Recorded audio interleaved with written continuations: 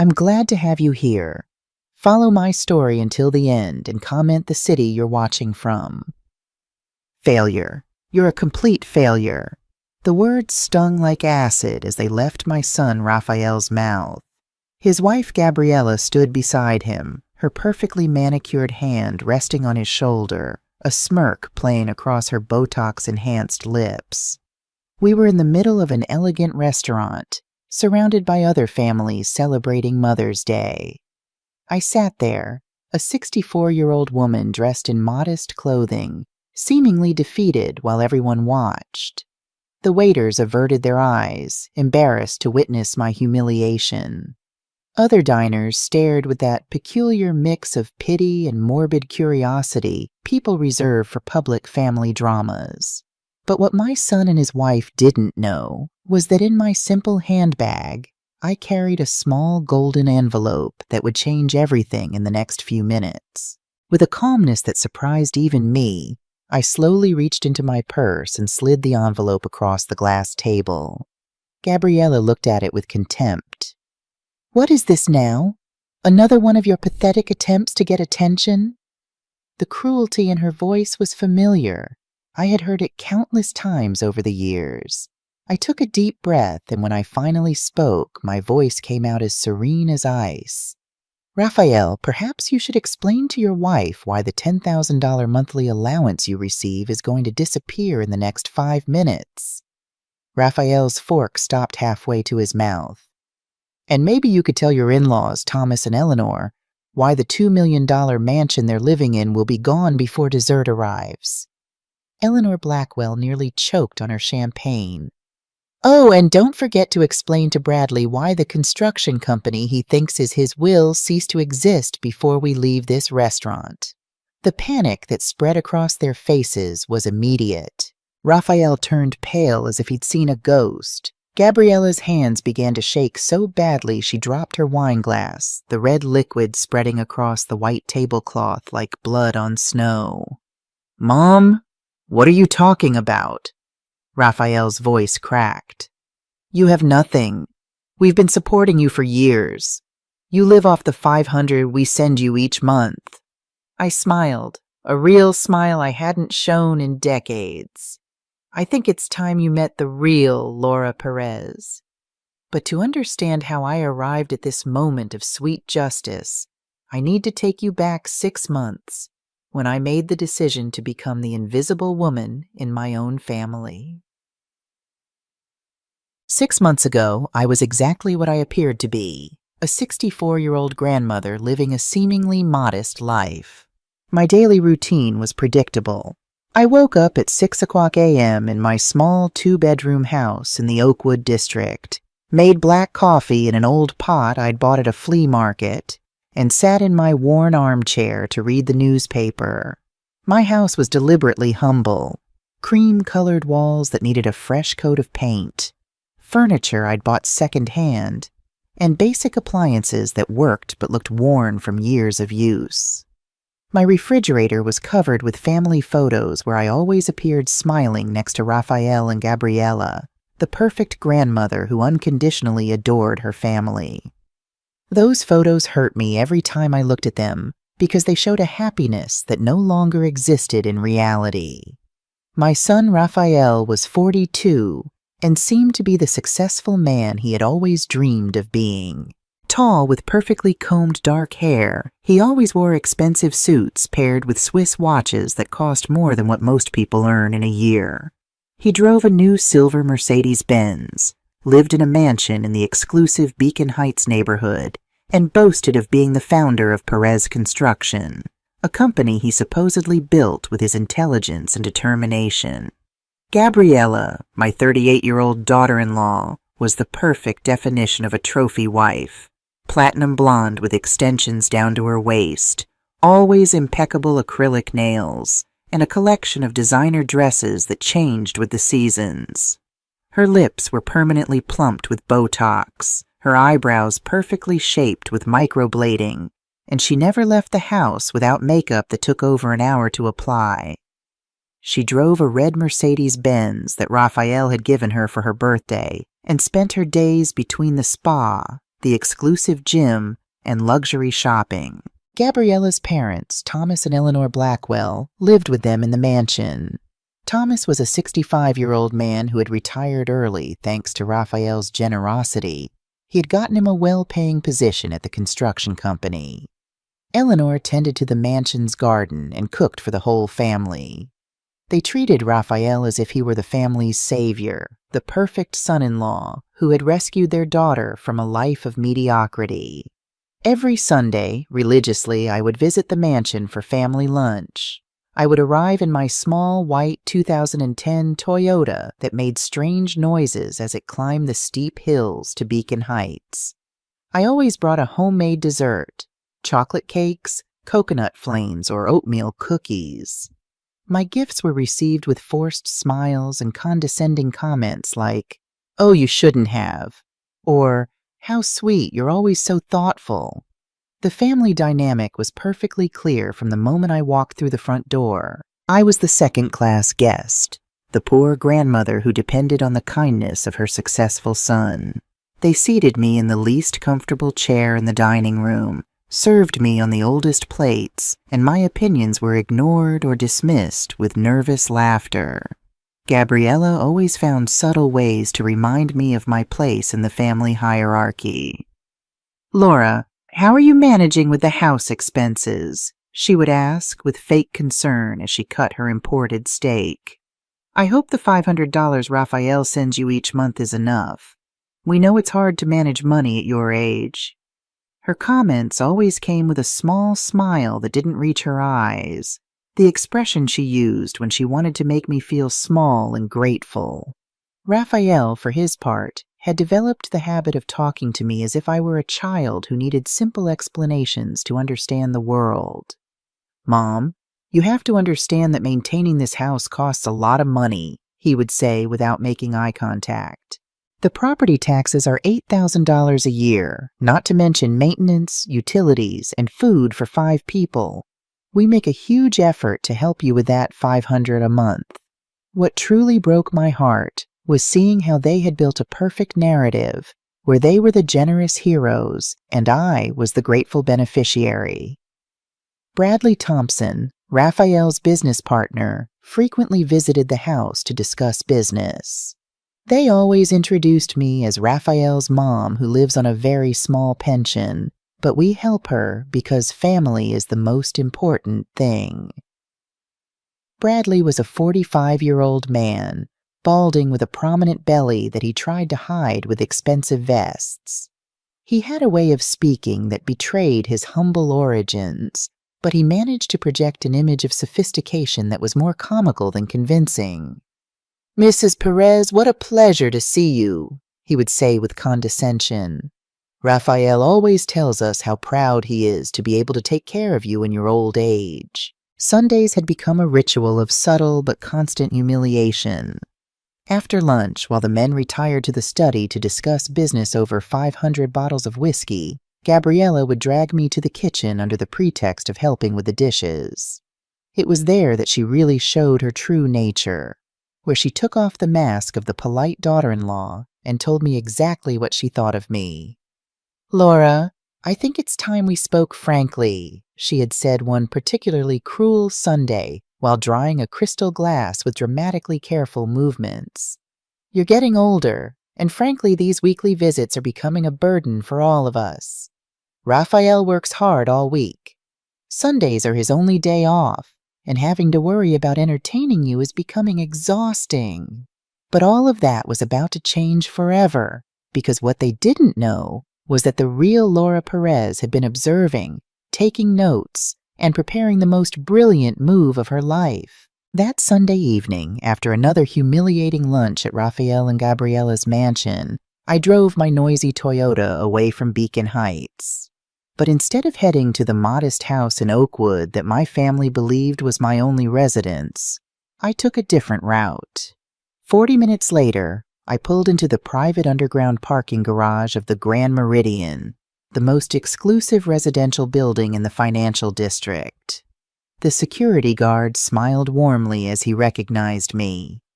"Good evening, Mrs. Perez. How was your Sunday?" Enlightening as always, Michael, I replied, handing him a container of homemade cookies. These are for you and the team. You're too kind, ma'am. Your daughter called earlier to confirm your dinner tomorrow night. I smiled, thinking of my actual daughter Camila, who lived in Boston with her husband and children, a part of my life that Raphael and Gabriella knew nothing about. The elevator whisked me directly to the 25th floor. As the doors opened, I stepped into what was actually my real home, a 30,000 square foot penthouse with panoramic views of the entire city. The space was the perfect reflection of who I truly was, elegant but not ostentatious, with original artwork from emerging local artists adorning the walls, a library filled with biographies of female entrepreneurs and financial investment books, and a state-of-the-art kitchen that reflected my passion for cooking. I kicked off my sensible shoes, changed out of my poor grandmother clothes, and slipped into a comfortable silk loungewear set. Within minutes, my doorbell rang. "Right on time as always, Marcus," I said, opening the door to my attorney of 25 years. Marcus Hayes, a distinguished African-American man in his late 50s, stepped in carrying his briefcase and a bottle of wine. "I figured you'd need this after another performance at Raphael's house," he said, handing me the bottle of my favorite Cabernet. As I poured us each a glass, Marcus spread documents across my dining table: bank statements, property deeds, investment portfolios, and corporate records. To an outsider, these papers might have looked like ordinary business documents, but they revealed the truth about Laura Perez. I was worth over $75 million. "So how was today's episode of The Ungrateful Son and His Horrible Wife?" Marcus asked, adjusting his glasses as he reviewed the latest financial reports. I sighed, taking a sip of wine. "Worse than usual. Raphael called me financially irresponsible for buying a new coffee maker last month. He lectured me for 15 minutes about how I should be saving the money they generously give me." Marcus shook his head. "If he only knew the irony. His entire lifestyle exists because of you." "That's the point, isn't it? I never wanted him to know." I walked to the floor-to-ceiling windows, looking out at the glittering city below. After James died, I promised I'd ensure Raphael would grow up to be a good man, not dependent on his family's wealth. I wanted him to develop his own character. 15 years ago, when my husband James passed away from a sudden heart attack, he left behind not just a grieving family, but a fortune built through smart investments and real estate development. Raphael was already an adult with his own career path by then, but I'd made a decision that would shape our future in ways I couldn't have anticipated. "I remember when you set up those shell companies," Marcus said. "Pacific Investments to hold the properties, Atlantic Securities for the investment portfolios, and Continental Holdings as the majority stakeholder in Perez Construction. All technically owned by you, but structured in a way that Raphael would think they were independent entities supporting his business." I turned back from the window. The plan was simple. Give Raphael opportunities without him knowing they came from family money. I wanted to see what kind of man he would become if he thought he was building everything himself. "And instead of humility, he developed arrogance," Marcus observed. "It wasn't always like this," I said softly. "The first few years he was grateful for the opportunities that came his way. The initial investors who believed in his construction company, the clients who hired him despite his limited experience, the banks that approved loans that seemed too good to be true. All me, working behind the scenes." "So what changed?" Marcus asked, though he already knew the answer. "Gabriella," I said. "From the moment she entered his life 7 years ago, everything shifted. At first I tried to like her. I really did. But I watched her systematically isolate Raphael from his old friends, push him toward more extravagant spending, and most painfully, change his attitude toward me. I picked up a framed photo from my bookshelf, Raphael and me at his college graduation, both of us beaming with pride. Before her, he would call me every other day. We would have dinner together at least once a week. He valued my opinion and treated me with respect. And that's when you decided to play the role of the poor widow, Marcus concluded. I nodded. It was supposed to be temporary, just a test to see how they would treat me if they thought I had nothing to offer them. Would they still show me love and respect if I appeared to be financially dependent on them? And they failed that test spectacularly, Marcus said, gathering the documents. What bothers me most isn't that they think I'm poor. It's how they treat me because of it. I sat down heavily on my custom Italian leather sofa. The condescension, the dismissal, the way they talk about me to others as if I'm a burden they nobly bear. So what's the plan now, Laura? You've been playing this character for 3 years. How much longer will you continue? I took another sip of wine, my mind made up. Not much longer. I'm getting tired of being treated like a second-class citizen in my own family. I need to know if there's anything worth salvaging in my relationship with my son. Marcus raised an eyebrow. And if there isn't? Then it's time for the real Laura Perez to make her appearance, and for Raphael and Gabriella to learn that actions have consequences. Just then my secure phone line rang. I checked the caller ID and smiled. It's Robert Chen, my head of legal at Pacific Investments. Let me take this. It's about Raphael's latest construction project. I put the call on speaker. Laura, I thought you should know. Raphael and Bradley just signed a contract for the Los Pinos residential complex. They're promising completion in 12 months with a budget of $3.2 million. And what's the problem? I asked, already suspecting the answer. Based on our analysis, that project requires at least $5.5 million in 18 months to be completed properly.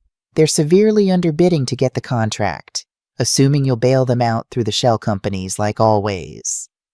I exchanged a knowing look with Marcus. Thank you, Robert. Please proceed as usual for now, but flag any fund transfers over $200,000 for my personal approval. After hanging up, I turned to Marcus. They're getting more reckless, taking bigger risks because they've always been mysteriously lucky in their business ventures. They have no idea that their safety net is about to disappear. So what's the next step? Marcus asked. I walked over to my desk and pulled out a small notebook. My record of every dismissive comment, every humiliation, every act of disrespect I'd endured over the past 3 years. I'm going to continue observing for a little while longer, but I'm also going to start gathering evidence and preparing my exit strategy. When the time comes, I want there to be no doubt about what they've done and why they're facing the consequences. Marcus nodded, understanding the determination in my voice. Just be careful, Laura. Family conflicts can get messier than any business deal. I know, I said quietly. But sometimes the only way to heal a relationship is to tear down the lies it's built on and see if anything true remains. The following morning, I traded my humble appearance for what some might call my CEO uniform. A tailored charcoal suit, subtle pearl earrings, and low Louboutin heels. My hair, which I usually kept in a simple bun when visiting Raphael, was now professionally styled in a sleek bob that framed my face. This was the real me, Laura Perez, business magnate and shrewd investor. The Pacific Investments headquarters occupied the top 3 floors of a gleaming skyscraper downtown. As I walked through the glass doors, employees straightened their postures and greeted me with genuine respect, not the condescending acknowledgement I received at Raphael's house. Good morning, Mrs. Perez, my executive assistant, Diane, said as she walked alongside me toward the conference room. The quarterly meeting is about to start. All department heads are present, and Robert Chen has prepared the special presentation you requested about Perez Construction's finances. Thank you, Diane. And the surveillance setup? All ready in your private office. You'll be able to monitor the meeting between Raphael, Bradley, and the potential investors for the Los Pinos project. I nodded, feeling a twinge of guilt about spying on my son. But this wasn't mere curiosity, it was necessary research. I needed to understand exactly how far Raphael's deception went, not just toward me, but toward others as well. The quarterly meeting proceeded efficiently. My management team presented reports on our various investments and holdings. The hotel chain in Florida, the tech startups in California, the shopping centers in Arizona, and, of course, the construction projects overseen by Perez Construction. Robert Chen, my head of legal counsel, a precise man in his early 50s with salt and pepper hair and wire-rimmed glasses, stood to deliver his report. Mrs. Perez, as you requested, we've completed a thorough analysis of all financial interactions between our shell companies and Perez Construction over the past 5 years. He displayed a complex chart showing the flow of money. To the casual observer, it would appear that Perez Construction was securing legitimate financing from various independent investors. Only those in this room knew that every arrow ultimately led back to me. The pattern has become increasingly concerning, Robert continued. What started as occasional support, helping them secure contracts and providing emergency funding, has evolved into systematic dependency. In the last fiscal year alone, 82% of Perez Construction's operating capital came directly or indirectly from your companies. Jessica Martinez, my CFO, a brilliant young woman with a piercing analytical mind, jumped in. More worrying is their spending pattern. Their overhead has increased by 143% in 3 years, primarily in non-essential categories: luxury office renovations, excessive executive compensation, corporate retreats at 5-star resorts, and a fleet of vehicles that far exceeds their actual needs. I absorbed this information with a calm exterior that masked my inner disappointment. And what about their actual construction work, the quality? This time it was Michael Rodriguez, my project oversight manager, who spoke. Mixed reviews, ma'am. Their early projects were solid. Raphael was hands-on, focused on quality and client satisfaction. But in the last 2 years, there's been a noticeable decline. They've had 3 projects with significant delays, 2 with budget overruns that you had to quietly cover, and 1 with serious quality issues that resulted in client complaints. I nodded, making notes.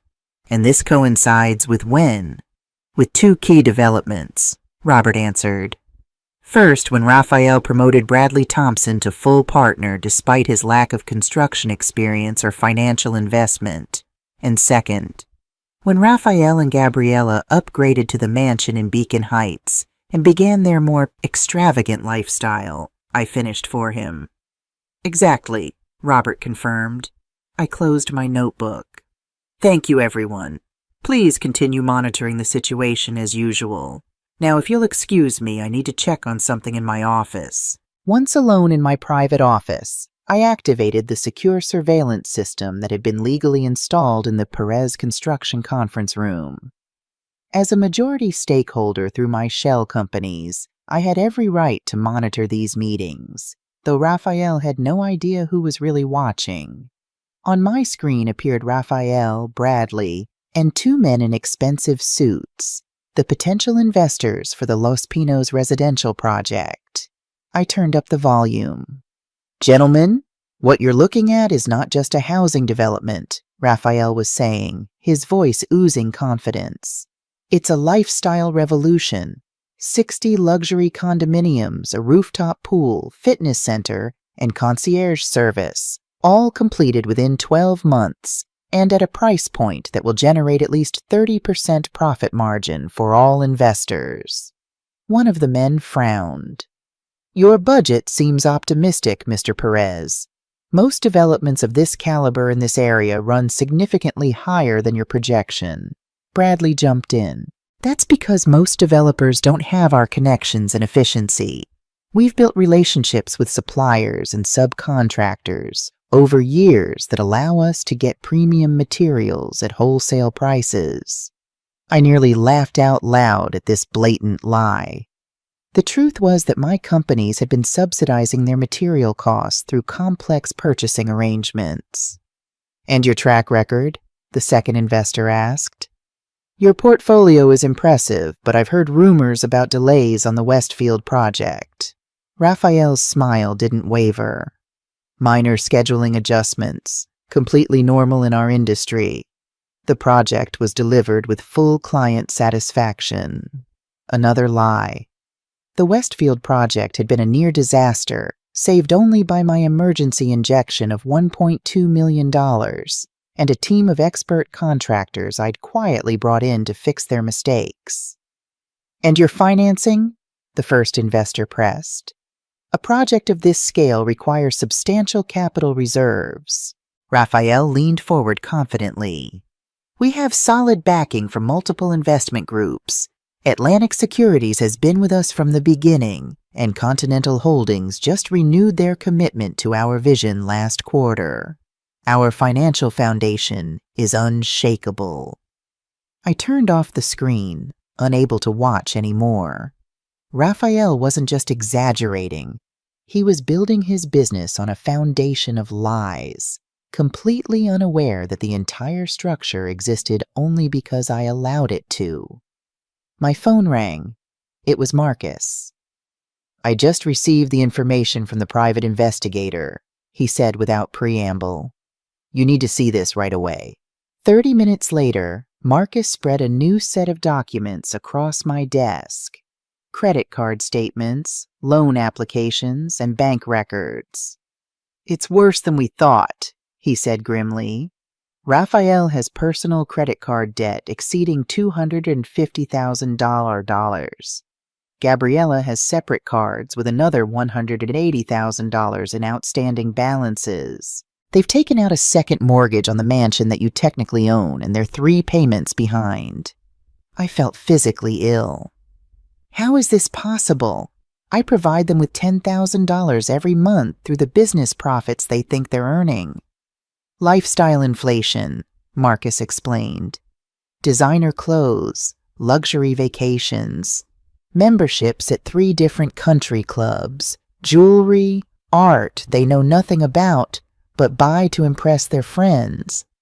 And then there's Gabriella's shopping addiction and Raphael's gambling during their trips to Las Vegas." I massaged my temples, feeling a headache coming on. "And what about Bradley Thompson? What did your investigator find on him?" Marcus handed me another folder. "Another interesting story. Bradley has no actual ownership stake in Perez Construction, despite what he and Raphael tell everyone. He's essentially a frontman who receives a 15% commission on projects, but has never invested a dime of his own money. So his partner status is just for show?" "Exactly. And there's more. He's been skimming from project budgets. Small amounts from multiple sources, probably thinking no one would notice since the funding always mysteriously appears when they need it." I stood up and walked to my window, looking out at the city my husband and I had built our fortune in. For years, I'd allowed Raphael to believe he was a self-made success, hoping it would shape him into a man of integrity and hard work. Instead, I'd created a monster of entitlement and deception. "I gave him everything," I said quietly. "Opportunities, connections, financial safety nets. All he had to do was work hard and be honest. Instead, he's become exactly the kind of person I never wanted him to be." "What will you do now?" Marcus asked. I turned back to face him, my decision made. "Continue gathering evidence. I need to see how deep this rabbit hole goes before I decide exactly how to proceed. And if it gets worse?" I picked up a photo of Raphael as a child, his innocent smile so different from the arrogant smirk he wore now. "Then I'll have to do something I've been avoiding for years. I'll have to let my son face the real consequences of his actions." What I didn't know then was that things would indeed get much worse, and much sooner than I expected. The following Sunday, I arrived at Raphael and Gabriella's mansion as usual, carrying a freshly baked apple pie, my late husband's favorite recipe. The weather matched my inner turmoil. Gray clouds threatening rain, a chilly wind that cut through my deliberately modest coat. Something felt different as soon as Raphael opened the door. His usual forced smile was replaced by barely concealed irritation. "You're early, Mom," he said, checking his expensive watch.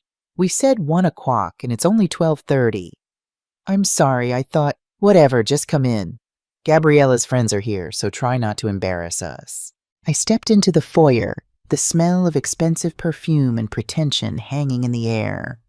Through the archway to the living room, I could see Gabriella surrounded by 3 women who looked like her clones, all blonde, all surgically enhanced, all draped in designer clothing. "Oh, Laura's here early," Gabriella announced loudly as I entered. "Ladies, this is Raphael's mother. Laura, these are my friends from the Beacon Heights Country Club, Sophia, Madison, and Jennifer." The women gave me identical plastic smiles, their eyes quickly assessing and dismissing me based on my appearance. "How nice to meet you," said the one named Sophia, her tone suggesting it was anything but nice. I smiled warmly, determined not to let them see how their judgment affected me. "The pleasure is mine. I brought apple pie for dessert." Gabriella glanced at the pie container with visible disdain. "Oh, you shouldn't have. We have a catered lunch today. Chef Maurice prepared a special dessert." "I'll just put this in the kitchen then," I said, turning to leave the room. "Actually," Gabriella called after me, "just leave it by the door. We'll find something to do with it later." The dismissal was clear. As I set the pie down, I heard Gabriella stage whisper to her friends, "She doesn't understand that we don't eat homemade food here. It's sweet, but so quaint." Their laughter felt like needles on my skin. Lunch was a new exercise in humiliation. Instead of my usual place at the far end of the table, I discovered they had set up a small folding table in the corner of the dining room, separate from the main group. "We had to adjust the seating," Raphael explained without meeting my eyes. "Gabriella invited some important people from the club, and the table only seats 8. So I sat alone, served last, while the conversation flowed around me as if I were invisible. Thomas and Eleanor Blackwell, Gabriella's parents, occasionally shot me sympathetic glances, but never enough courage to challenge the arrangement. Bradley Thompson arrived midway through the meal with his wife Jessica, a nervous woman who seemed perpetually afraid of saying the wrong thing. They both barely acknowledged my presence, following Raphael and Gabriella's lead in treating me as insignificant. "The Los Pinos project is going to be our biggest success yet," Bradley announced to the table, champagne glass in hand. "The investors were practically begging to be part of it after our presentation." "That's because my husband is a business genius," Gabriella declared, placing her hand possessively on Raphael's arm. "He could sell sand in the desert. If only they knew that the investors had only agreed after receiving reassurances from one of my shell companies that their investment was protected." "Speaking of business," Raphael said, lowering his voice conspiratorially, "we're considering expanding to commercial properties next year. There's a downtown development that could double our company's value." More lies. The downtown development was a project my company had been working on for months, and I had been considering whether to let Raphael's company bid on a small portion of it. After the meal, as the men gathered in Raphael's study and the women moved to the patio for coffee, Gabriella cornered me in the kitchen. "Laura, I need you to do me a favor," she said, her voice dripping with false sweetness. "The cleaning service couldn't come yesterday, and the guest bathroom upstairs needs attention before my book club arrives at 4. There are cleaning supplies under the sink." I stared at her, momentarily speechless. "You want me to clean your bathroom?" "Well, you're here anyway, and it's not like you have anything important to do," she said with a dismissive wave. Besides, at your age, it's good to stay active. For a moment, I considered revealing everything right then, showing her exactly who Laura Perez really was. But instead, I took a deep breath. Of course, Gabriella. Happy to help. Her smile was triumphant as she handed me a pair of yellow rubber gloves. Thank you. Oh, and when you're done with that, the windows in the sunroom could use a wipe down, too. As I climbed the stairs with cleaning supplies in hand, I heard her laughing with her friends on the patio.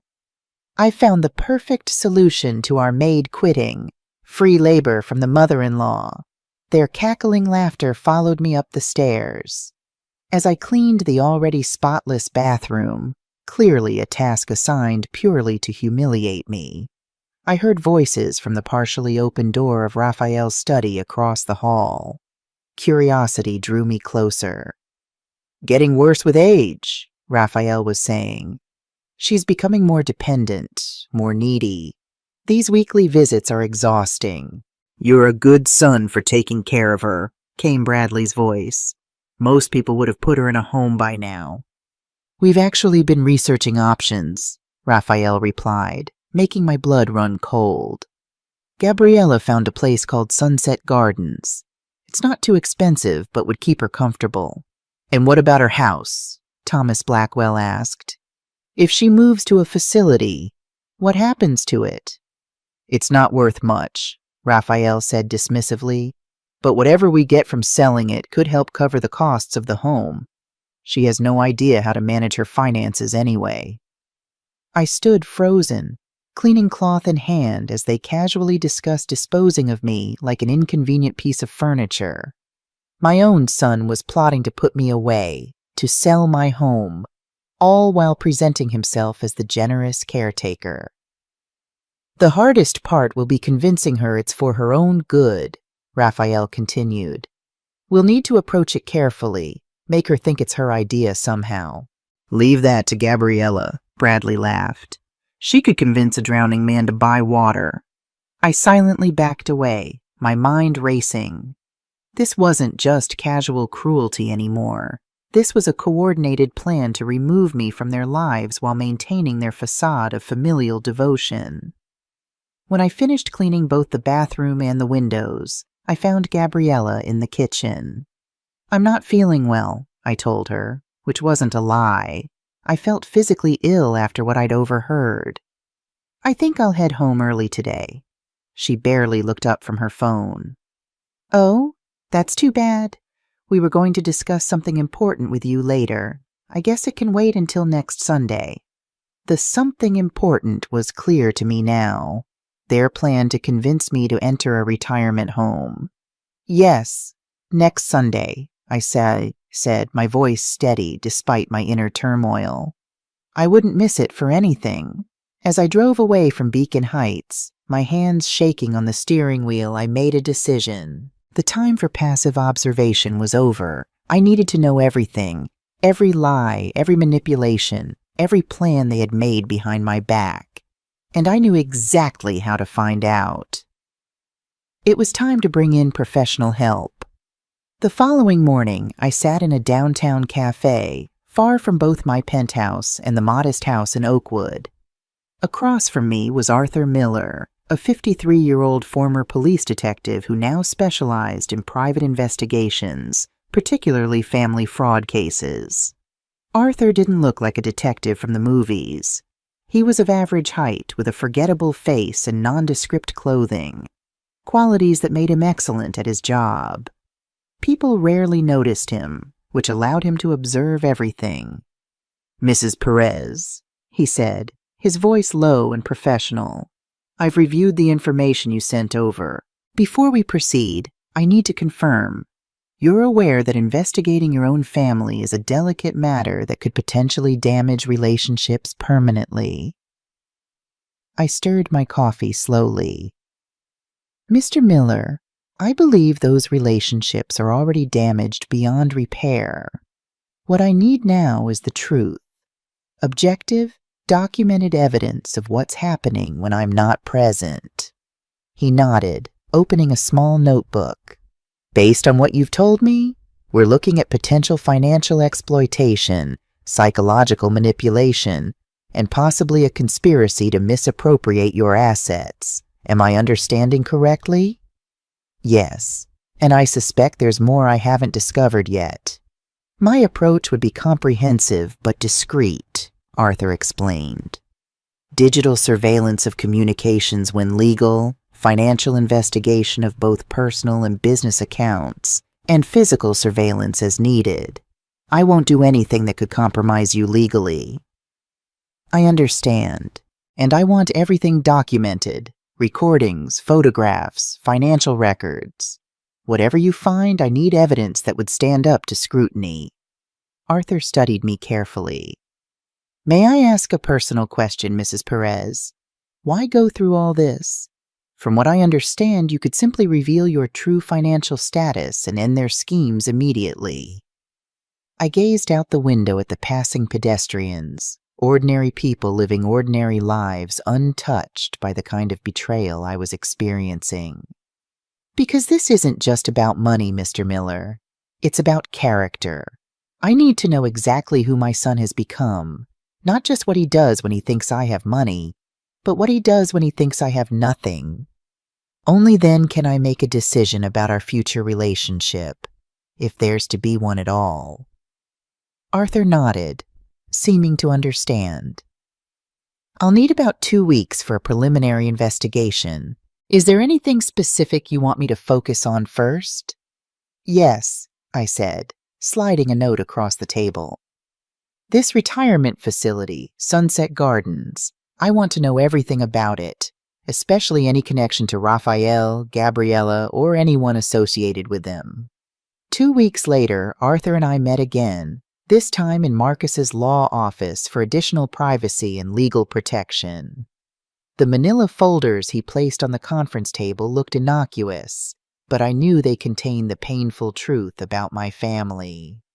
Mrs. Perez, I've completed the initial phase of the investigation, Arthur began, his expression grave. I should warn you, the findings are troubling.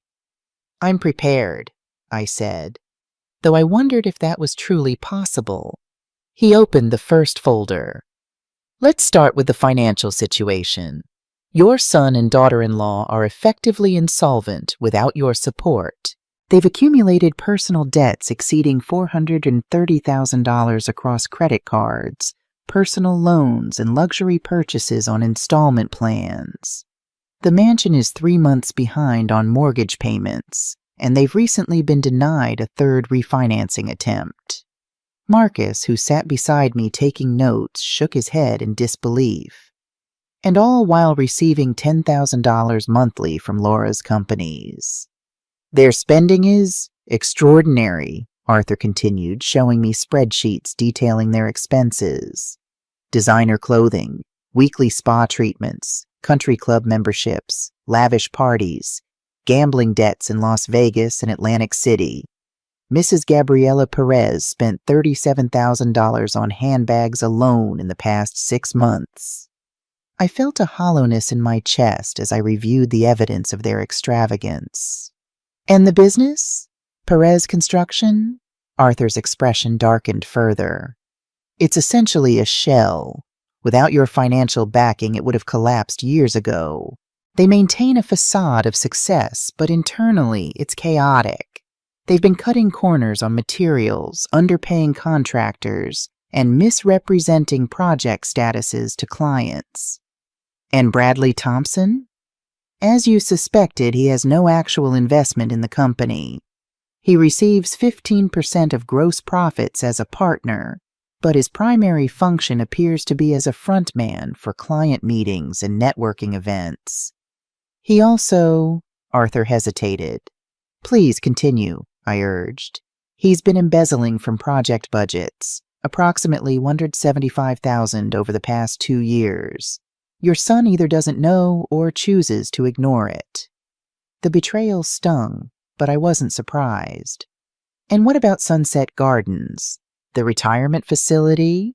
Arthur opened another folder, revealing photographs of a facility that looked nothing like the luxury retirement community they had likely described to others. Sunset Gardens presents itself as an upscale retirement community, but it has a troubling history. There have been multiple complaints about understaffing, medication mismanagement, and substandard care. It's one of the few facilities that accept residents with minimal financial verification and no waiting period. My stomach turned. So it's a convenient place to dump an unwanted parent. Essentially, yes, Arthur confirmed. And there's more. I've documented multiple conversations between Raphael and Gabriella discussing plans to have you declared mentally incompetent after placement in the facility. He played an audio recording captured from Gabriella's phone.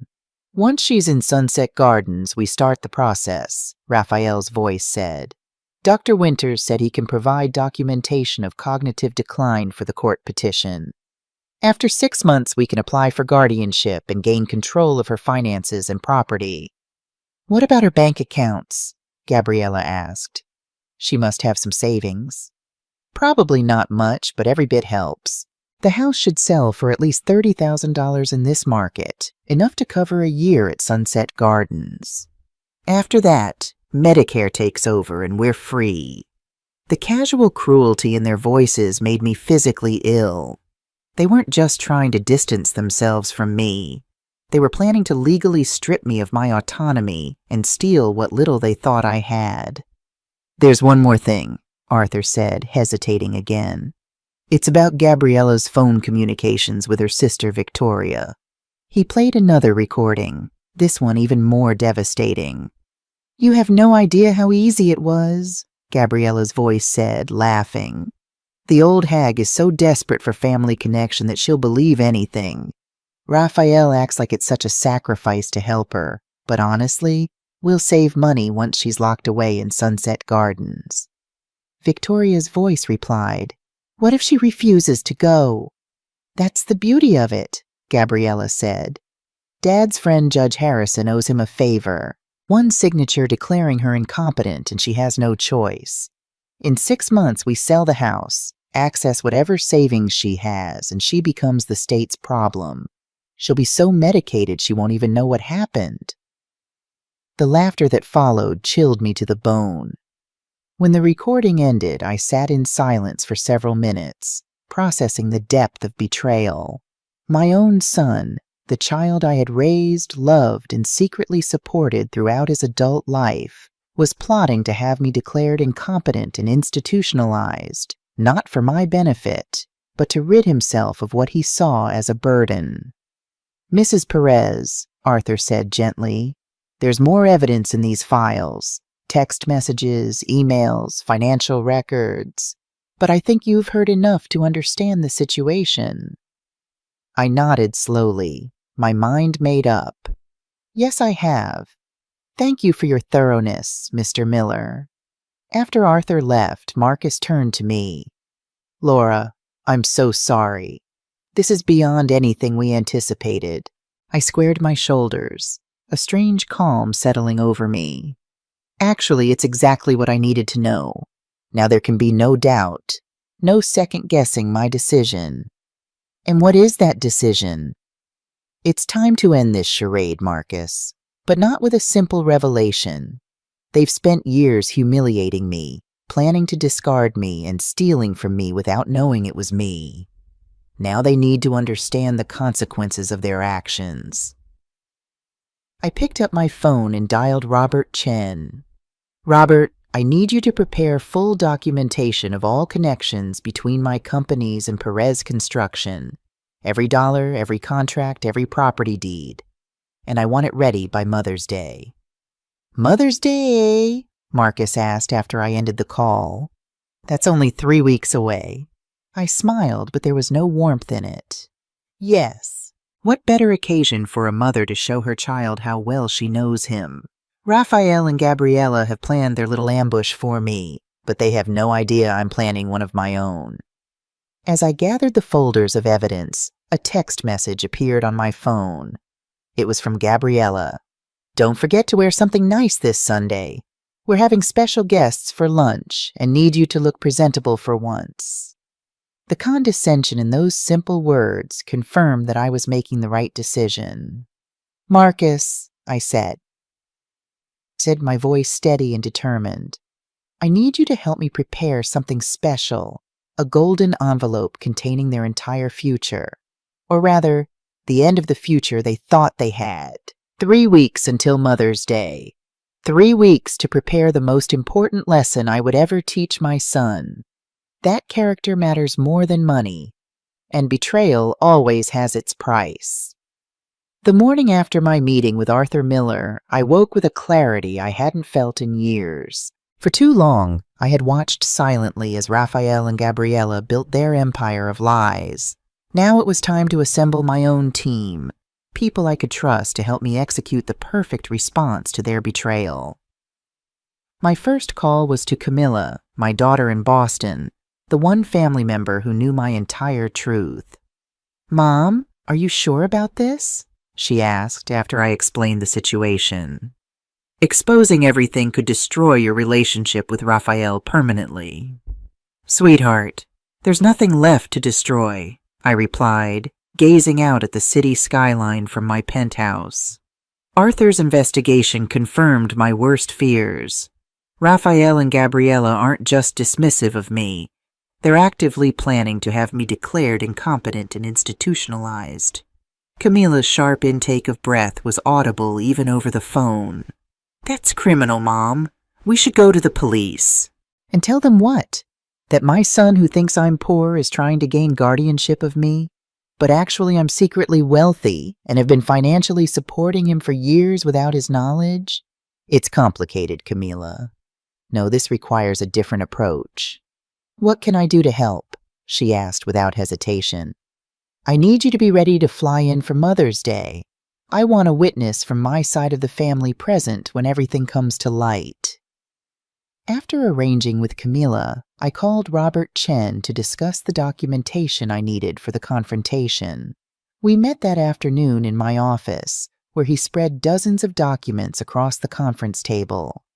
"I've organized everything chronologically," Robert explained, his methodical mind perfect for this task. "These blue folders contain all property deeds, the mansion, the 3 Mercedes vehicles, and the vacation home in Lake Tahoe. The red folders hold the Perez Construction ownership documents, showing your 80% stake through Continental Holdings. The green folders contain bank statements tracking every dollar transferred to Raphael and Gabriella over the past 8 years. I examined the documents, impressed by his thoroughness. What about the recordings from Arthur's investigation? All digital evidence has been authenticated by a forensic specialist, Robert confirmed. The originals are secured on encrypted drives with certified copies ready for presentation. Everything is legally obtained and admissible should this ever escalate to court proceedings. I nodded, satisfied. And the immediate cessation documents? Robert handed me a slim black folder. All here. One signature activates the immediate termination of all financial support, revocation of property usage rights, and removal of Raphael and Bradley from company operations. The transition team is already prepared to take over Perez Construction Management within 24 hours of your decision. As I reviewed the documents, a sharp pain of regret pierced my heart. These papers represented the failure of my greatest hope, that my son would become a man of integrity without being shaped by wealth and privilege. Instead, he had developed a sense of entitlement so profound that he believed he had the right to discard his own mother when she became inconvenient. "There's one more thing," Robert said, his voice gentler. "The investigator discovered communications indicating that Raphael and Gabriella plan to make their move at Mother's Day lunch. They've invited Dr. Jonathan Ramsey, a geriatric specialist with a history of questionable competency evaluations. It appears they want him to begin documenting signs of cognitive decline. The calculated cruelty of their timing, using Mother's Day as the occasion to begin their plot against me, strengthened my resolve. Thank you, Robert. Please ensure everything is ready for Mother's Day. I'll handle the rest. Later that afternoon, I met with Diana Morris, a renowned public relations specialist who had helped manage my husband's public image during his business career. Now in her 60s, Diana had semi-retired but still consulted for select clients, mostly women navigating difficult transitions. "Laura, darling," she said as she entered my penthouse, elegant as ever in her tailored suit and statement jewelry. "When you called, I knew something extraordinary must be happening. You've maintained your double life for 3 years now?" "Too long," I admitted, pouring us both a glass of wine. It was supposed to be a temporary test of character. I never imagined it would reveal such darkness. Diana listened intently as I detailed Raphael and Gabriella's behavior and their plans for me. Her expression grew increasingly troubled. "This is beyond family dysfunction, Laura. This is predatory." "I know. That's why I need your guidance on how to handle the aftermath. When I reveal everything, there will be social repercussions. Raphael and Gabriella have built their entire social identity around being successful, generous people who take care of Raphael's mother. When that narrative collapses," Diana considered this carefully, "you need to control the narrative, not for revenge, but to protect yourself from their inevitable attempts to paint you as the villain, the deceitful mother who tricked her own son."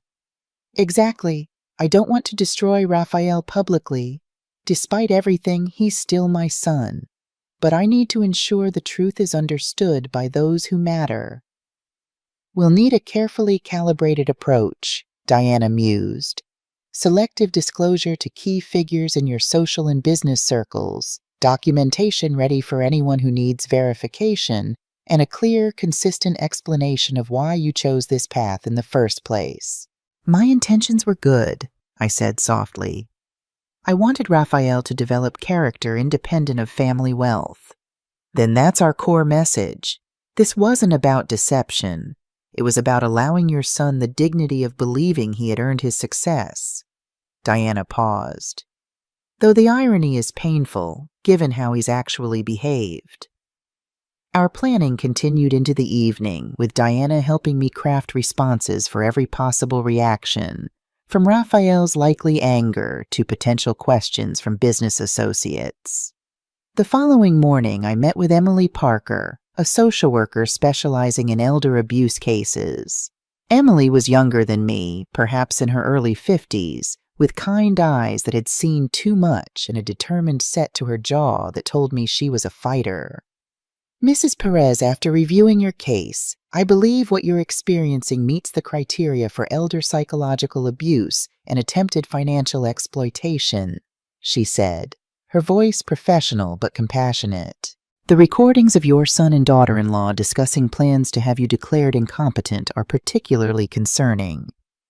I appreciate your assessment, Ms. Parker, but I'm not here seeking protection. I have the resources to protect myself," I explained. "I'm here because I want to understand how to turn this personal crisis into something that helps others." Emily's expression changed from concern to interest. "What do you have in mind?" "There must be others, elderly people without my financial resources who are being manipulated or exploited by family members. I'd like to establish a foundation to provide legal and psychological support for them." A smile spread across Emily's face. "That would be revolutionary, Mrs. Perez.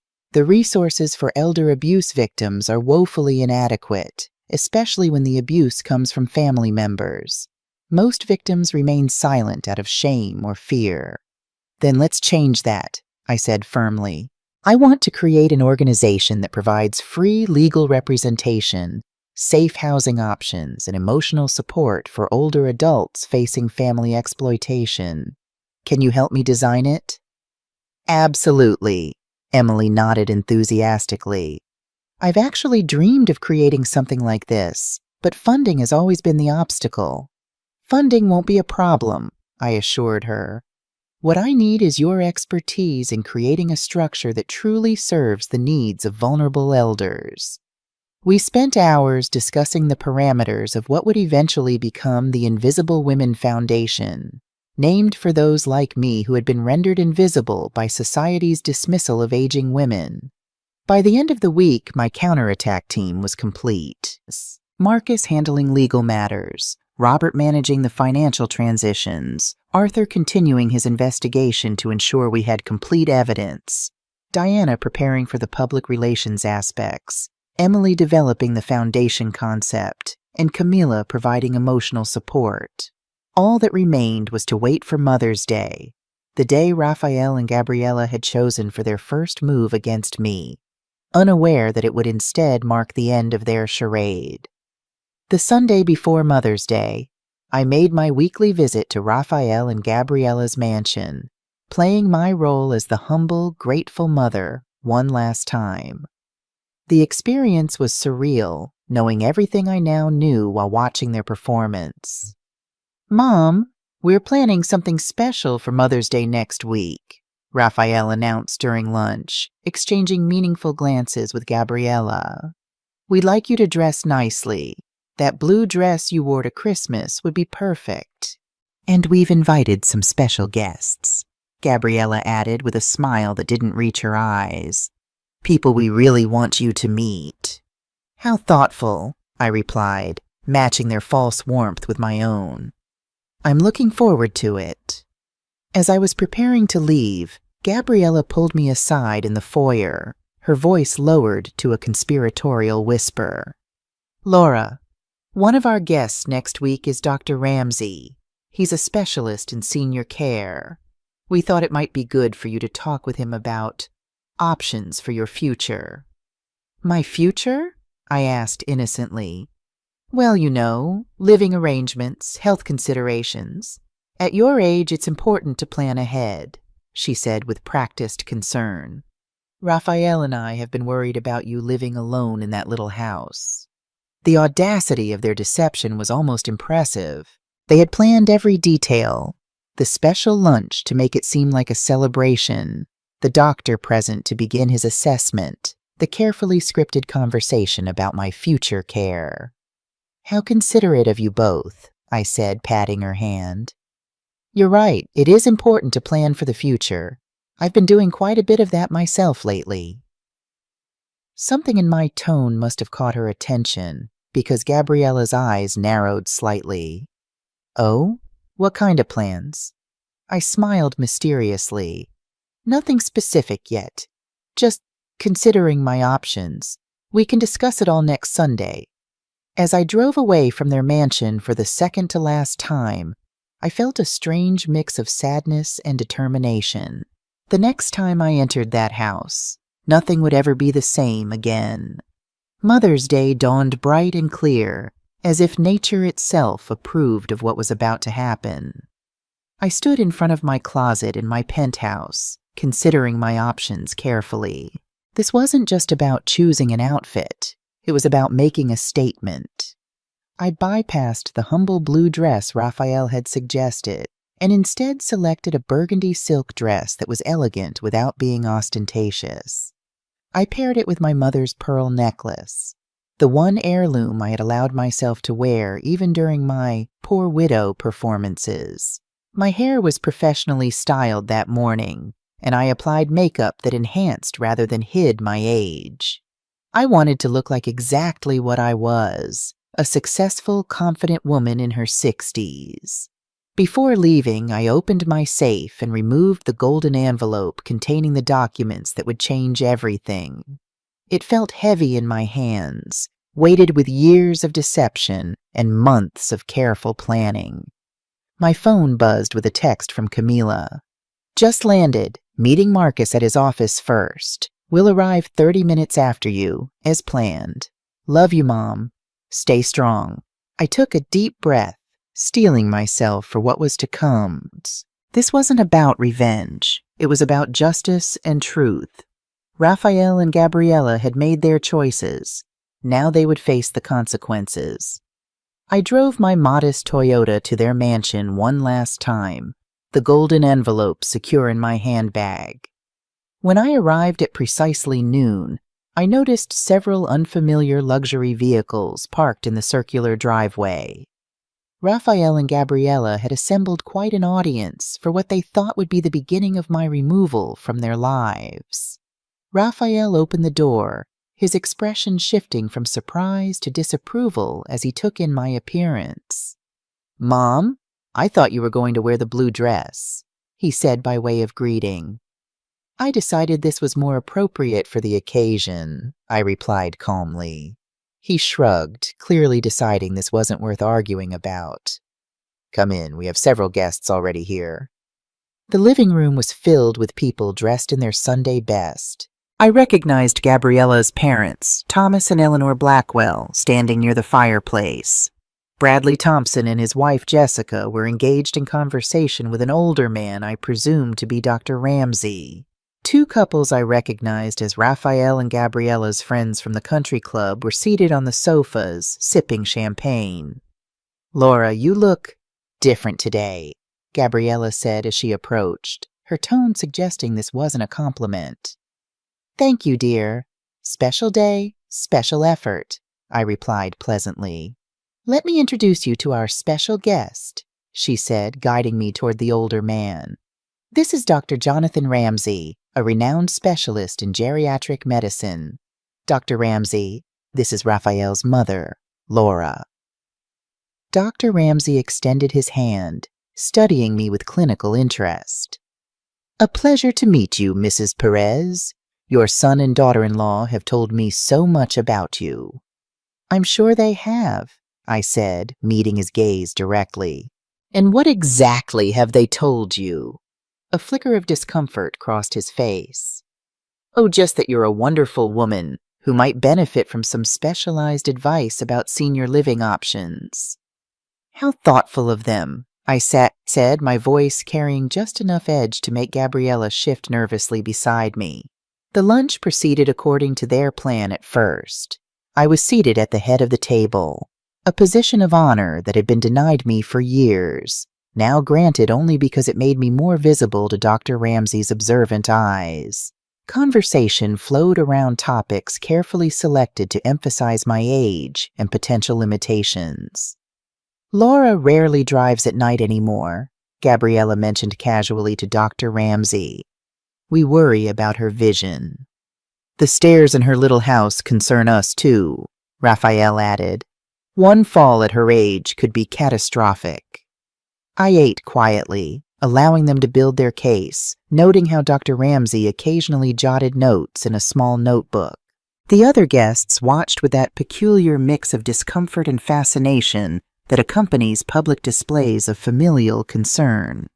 When dessert was served, an elaborate cake that no one at the table believed I could have afforded to provide, Raphael stood and raised his glass. "Today we celebrate mothers everywhere, but especially our dear Laura," he began, his voice dripping with false sentiment.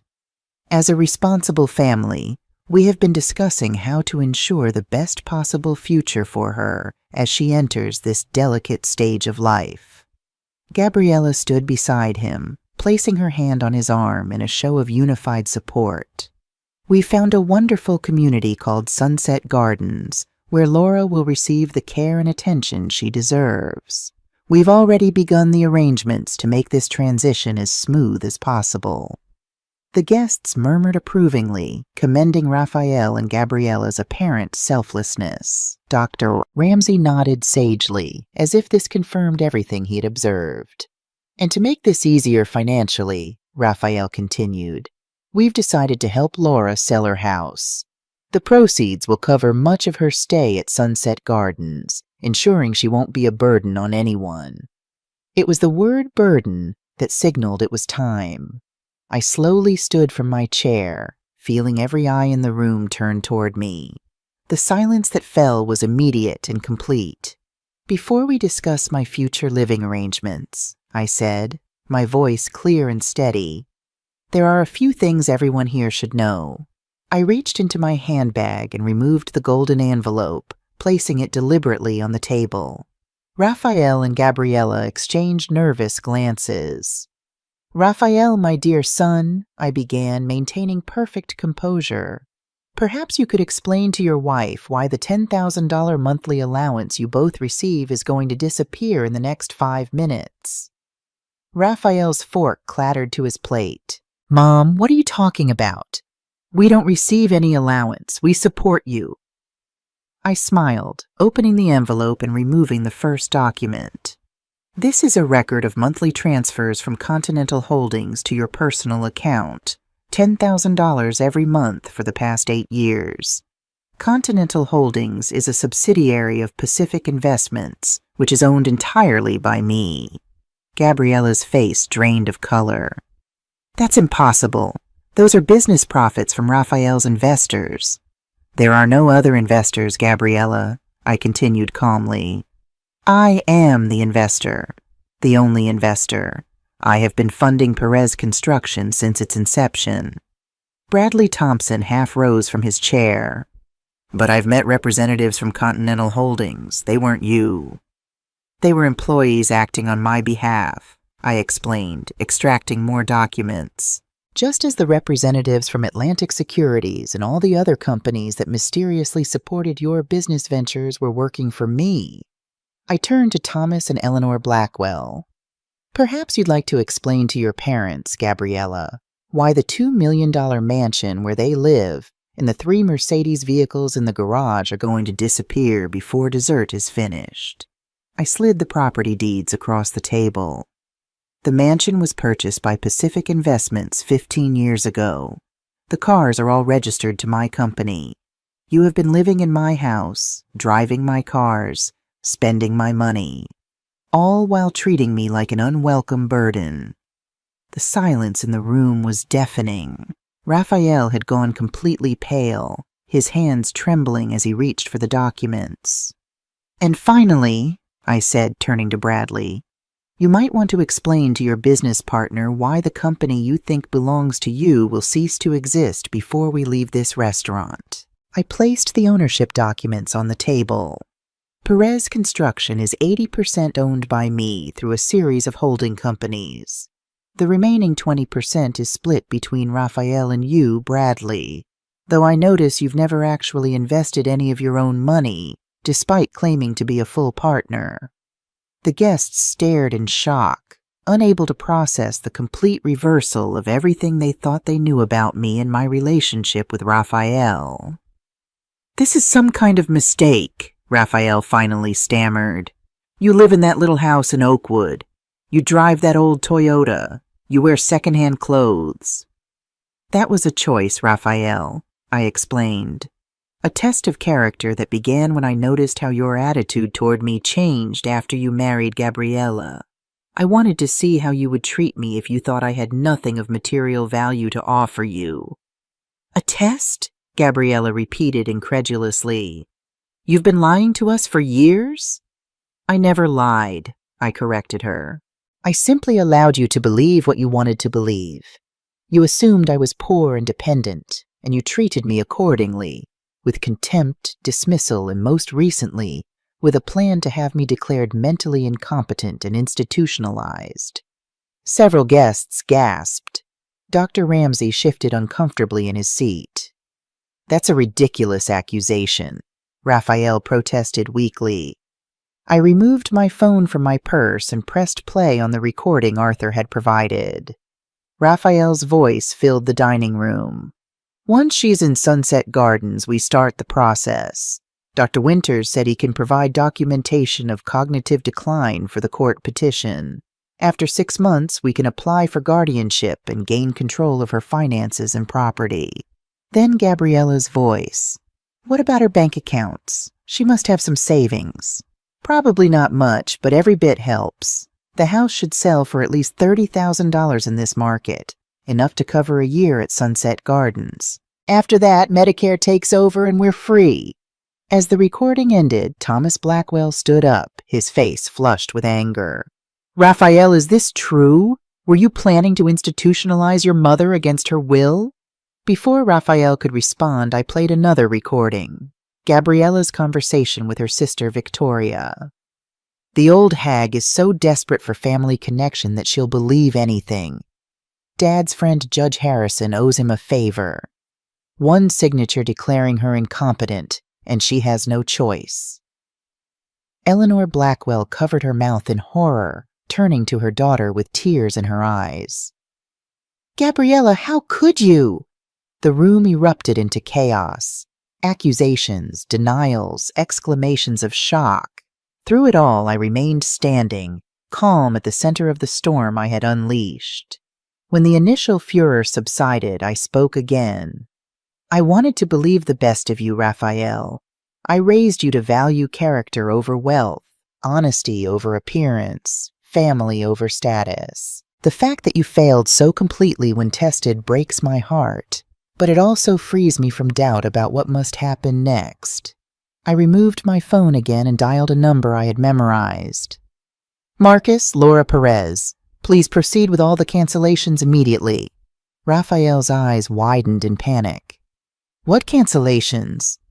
"First, the immediate termination of all financial support to you and Perez Construction. Second, eviction notices for this mansion, effective in 30 days. Third, revocation of all permissions to use the vehicles registered in my name." Bradley had turned ashen. "But we have contracts with clients, obligations. The current contracts will be transferred to the new management team that will take over Perez Construction tomorrow morning," I explained. "I've decided to put real professionals in charge, people who don't misrepresent their qualifications or embezzle from project budgets." Bradley sank back into his chair, devastated by the revelation that I knew about his financial misconduct. The doorbell rang, momentarily interrupting the unfolding drama. Gabriella, moving mechanically like someone in shock, went to answer it. She returned with Camilla and Marcus, looking confused. "Mom?" Raphael said, staring at Camilla in disbelief. "You have another child?" "This is your sister Camilla," I confirmed. "She lives in Boston with her husband and children, a part of my life I chose not to share with you because of how you treated me." "Another lie," Gabriella muttered bitterly. "No, Gabriella, another consequence of your behavior," Camilla corrected her, her voice ice cold. "Mom kept me away from you because she didn't want me to see how cruelly you treated her. She was protecting both of us, me from seeing my brother's betrayal, and you from facing my reaction to it." Marcus stepped forward, placing a leather portfolio on the table. "Mrs. Perez, the documents are ready for your signature whenever you're prepared to proceed." Dr. Ramsey, who had been watching the scene unfold with increasing discomfort, stood to leave. "I think my services won't be needed after all. Mrs. Perez clearly does not require any evaluation of her cognitive abilities." "Actually, Dr. Ramsey, I'd appreciate if you stayed," I said. "As a medical professional, you should be aware that what Raphael and Gabriella were attempting constitutes elder abuse. I've decided not to pursue criminal charges at this time, but I would like you to witness what happens next." The doctor reluctantly resumed his seat, now a witness to the complete reversal of power in the room. Raphael, who had been silent for several minutes, finally looked up at me with tears in his eyes. "Mom, I don't understand. Why would you do this to me? To us?" The genuine confusion in his voice nearly broke my heart. Even now, facing the consequences of his actions, he couldn't understand that he had brought this on himself. "I didn't do this to you, Raphael. You did this to yourself with every dismissive comment, every humiliation, every conspiracy against me.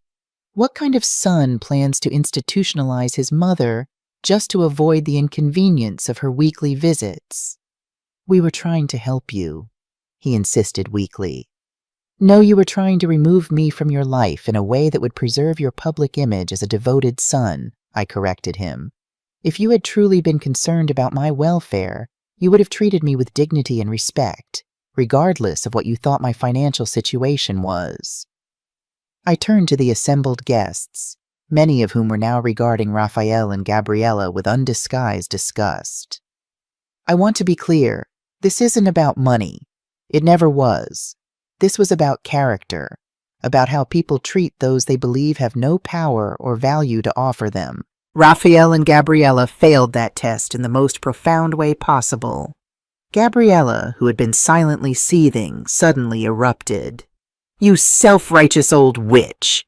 You've been manipulating us for years, lying about who you are, spying on us, and now you want to play the victim?" Her outburst only underscored the truth of my assessment. Even now, facing the consequences of her own cruelty, she could only attack, not reflect or apologize. "I'm not playing anything, Gabriella. I'm simply revealing the truth. About myself, yes, but more importantly about you and Raphael. The kind of people who would conspire to declare an elderly parent incompetent just to gain control of what they believed was a modest house and small savings." I turned to Marcus. "I believe it's time." He nodded and began distributing documents to Raphael, Gabriella, and Bradley, formal notifications of the termination of all financial support, property usage, and employment. "You have 30 days to vacate this residence," Marcus explained professionally. "The vehicles must be returned within 48 hours. All company credit cards and accounts will be frozen as of midnight tonight." "You can't do this!" Raphael protested desperately. "Where are we supposed to go? How will we live?"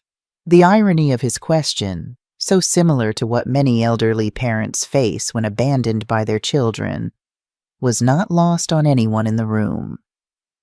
"You're both educated adults with marketable skills," I replied calmly.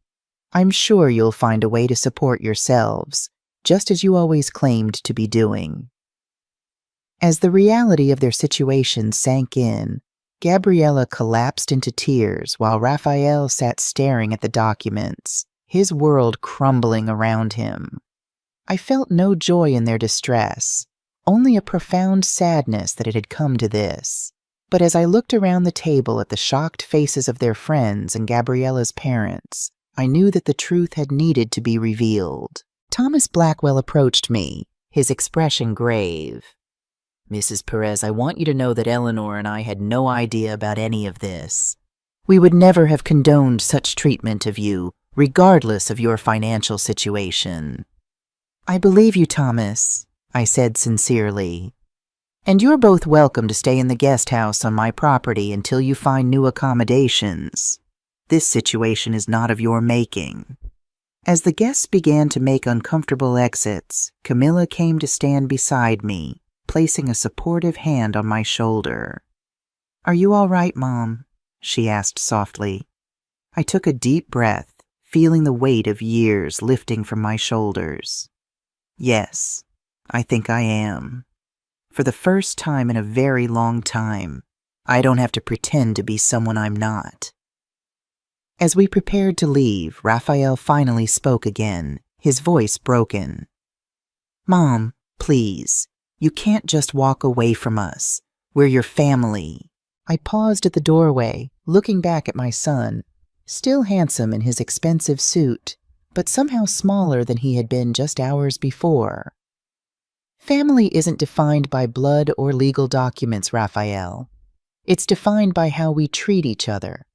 When you learn that lesson, truly learn it, perhaps we can talk again." With those words, I walked out of the mansion, leaving behind the role of the humble, grateful mother I had played for too long. Outside, the sunshine felt different, brighter somehow, as if the world itself recognized my emergence from the shadows of my own making. Camilla squeezed my hand as we walked to my car, my real car, a sleek Lexus that Marcus had brought for me. "What now, Mom?" I smiled, feeling a sense of purpose and possibility I hadn't experienced in years. Now we build something good from all this pain, something that will help others who don't have the resources I had to protect themselves. The Invisible Women Foundation was about to become a reality, and with it, a new chapter in my life, one built on authenticity, purpose, and the freedom that comes from living your truth, whatever the cost. 3 weeks after Mother's Day, I sat in my penthouse office, reviewing reports from the transition team that had taken over Perez Construction. Through the floor-to-ceiling windows, the city stretched before me like a living map, buildings glinting in the morning sun. So much had changed in such a short time, both in my business affairs and in my personal life.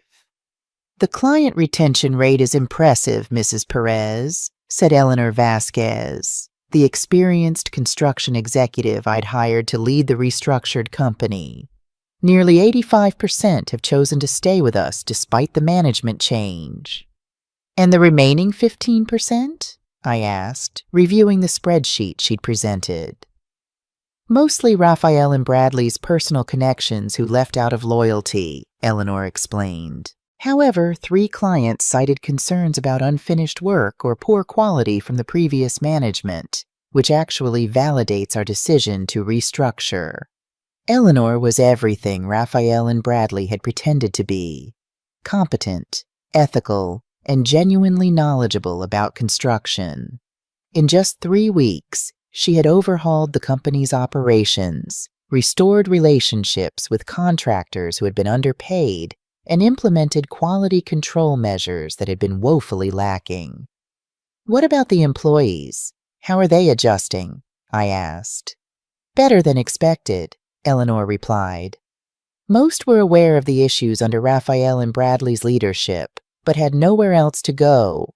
The mid-level managers are particularly relieved. They were often caught between impossible demands from the top and the reality of what could actually be delivered." I nodded, thinking of the many people whose livelihoods had been jeopardized by my son's mismanagement. "And the Los Pinos project?" "We've revised the timeline and budget to realistic figures and informed the clients. Surprisingly, they were relieved. They'd begun to suspect the original projections were unrealistic." After reviewing the remaining business updates, Eleanor hesitated, then asked the question I knew was coming. "Have you heard from Raphael, Mrs. Perez?" I sighed, setting down my pen. "He's called several times. Left voicemails alternating between anger, pleading, and offers to work things out. I'm not ready to speak with him yet." "And Gabriella?" She sent a lengthy email, mostly accusations and justifications, not a single word of genuine remorse.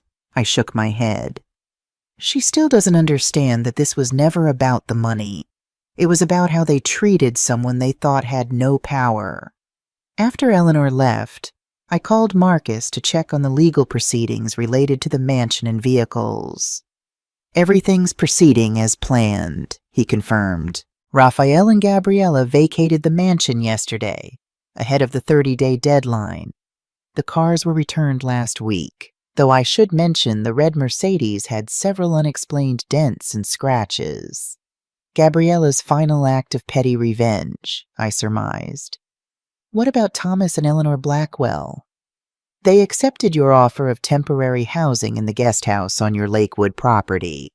Thomas called personally to express his gratitude and, quite frankly, his embarrassment over his daughter's behavior." "They shouldn't feel responsible," I said. "They were deceived just as much as anyone."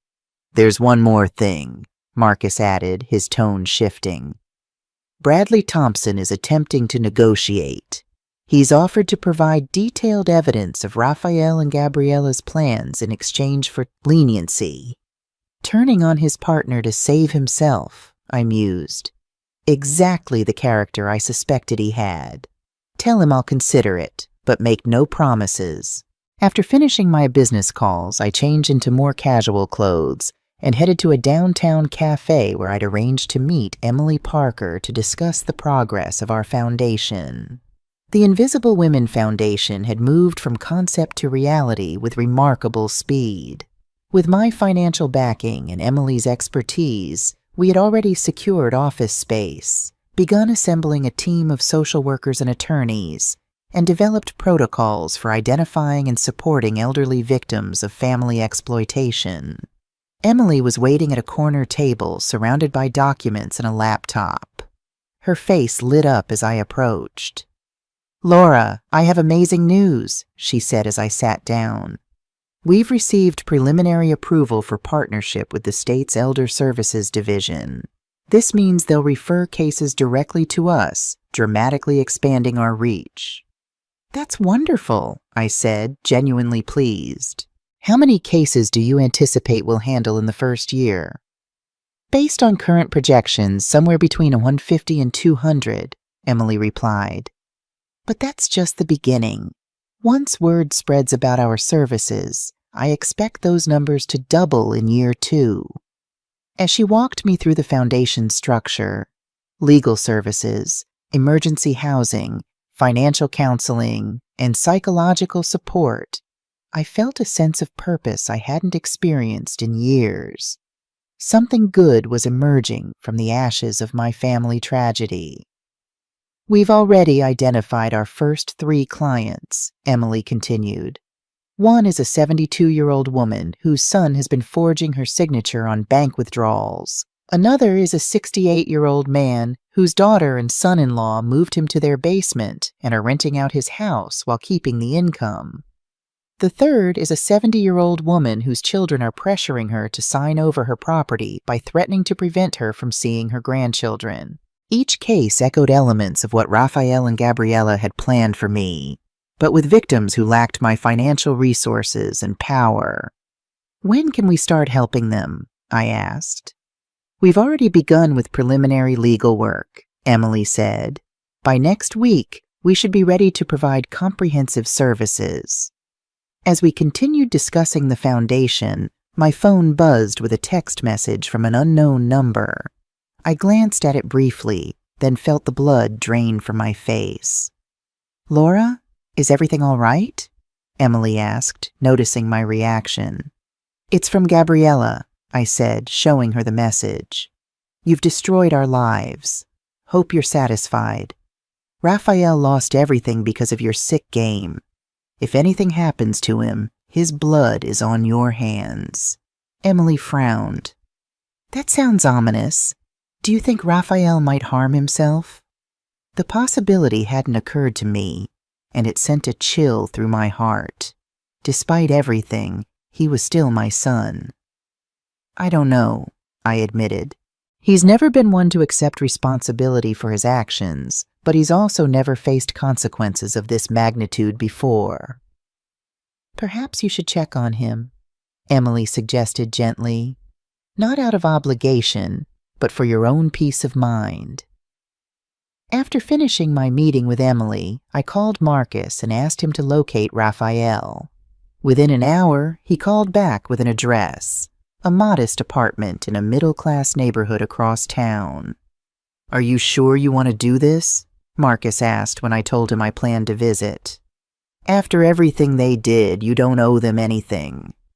I'm not doing it for them, I replied. I'm doing it for me.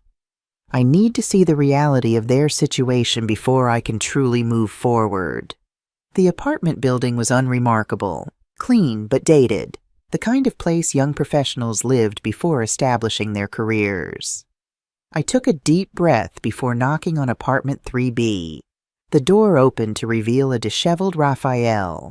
His expensive haircut had grown out, his face bore several days' stubble, and his clothing, while still designer brands, looked rumpled, as if he'd slept in them.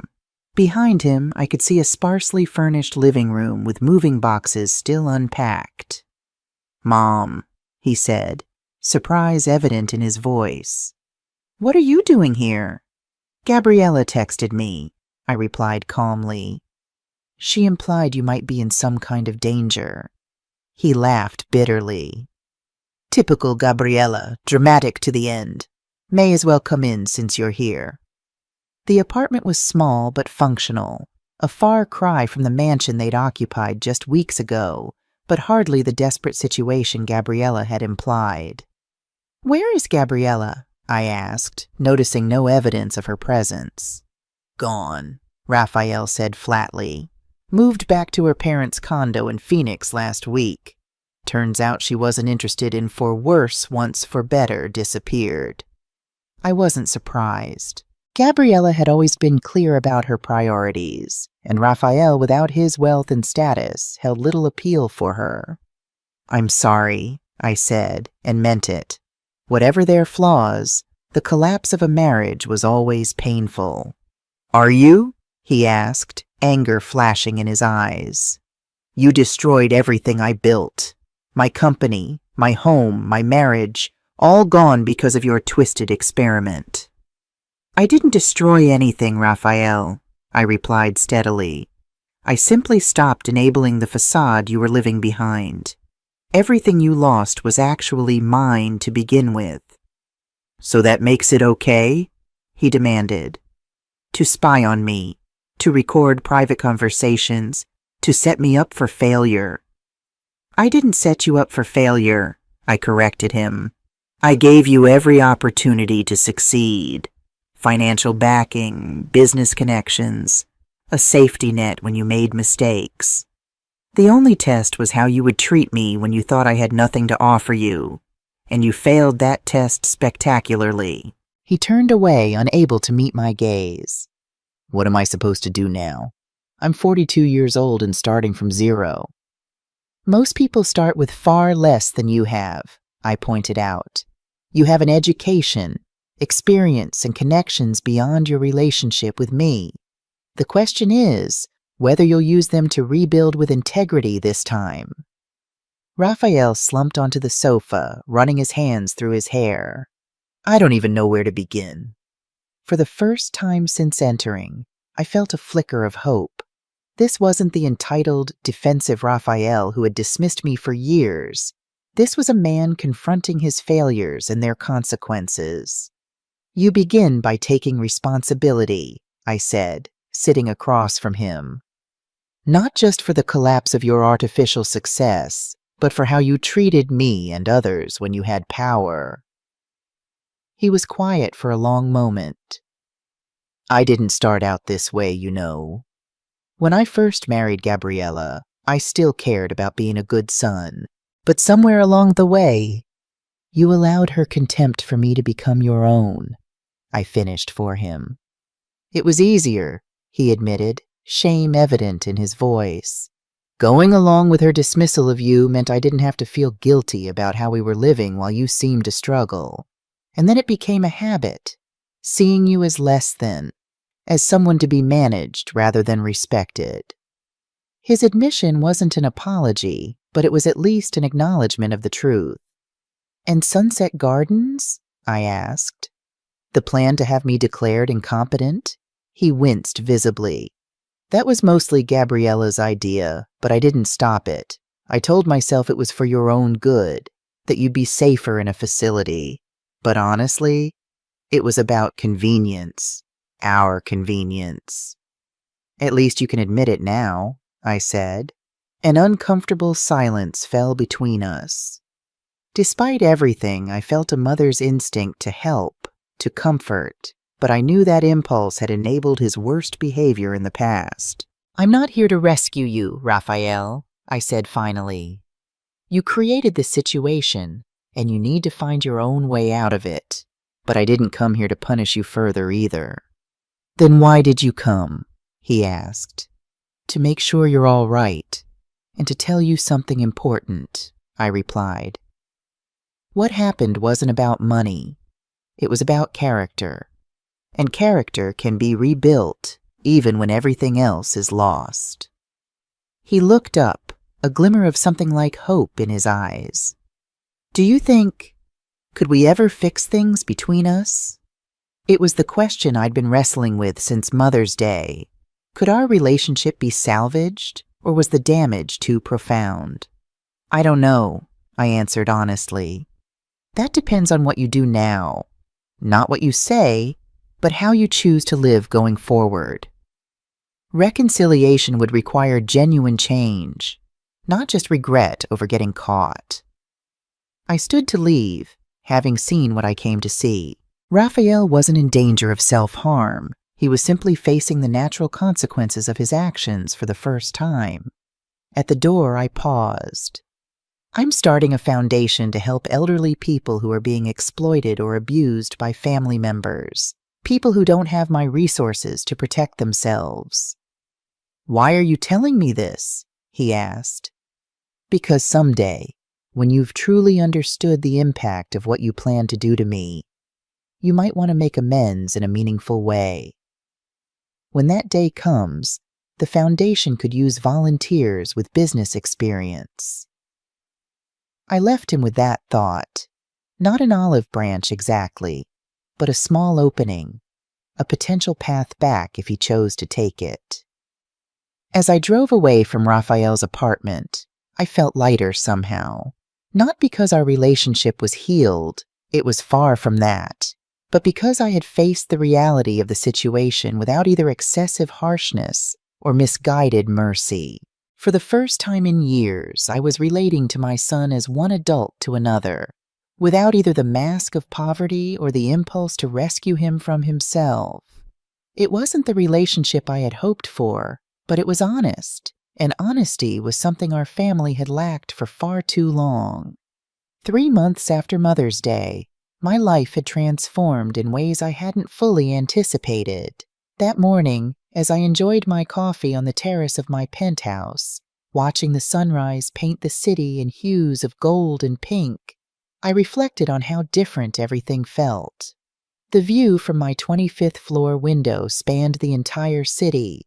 I could see the mountains in the distance, the river winding between buildings, and the perfectly manicured gardens of the public parks. This had been my real home for years, a sanctuary of peace and luxury I had kept secret while playing the part of the poor, needy grandmother. But now, living openly as myself brought a freedom I had almost forgotten was possible. No more maintaining 2 residences, no more changing clothes in my car before family visits, no more pretending to be less than I was. My phone chimed with a message from Camila. "Flight lands at 2 p.m. Can't wait to see you, Mom. The kids are so excited about staying in the castle in the sky, as they call it." I smiled, anticipating the joy of having my grandchildren visit. For years, I had kept Camila's family separate from Raphael, afraid of how he and Gabriella might treat them. Now that barrier was gone, and my life could be whole again.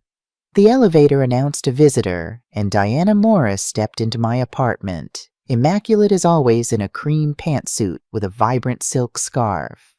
"Laura, darling, you look positively radiant," she declared, kissing my cheek. "Freedom suits you."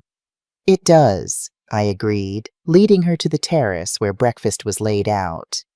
I hadn't realized how exhausting it was, maintaining that double life. Diana helped herself to coffee. "I've come with news about the social fallout. It's rather fascinating, actually." After Mother's Day, there had been inevitable ripples through the social circles Raphael and Gabriella had frequented.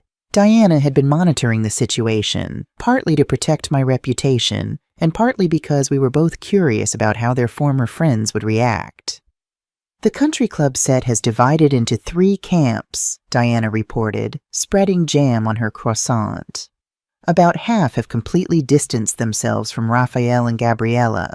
Apparently, planning to institutionalize one's mother crosses a line even for that crowd. Another quarter are reserving judgment, waiting to see how it all plays out. And the remaining quarter—" "Let me guess," I interjected.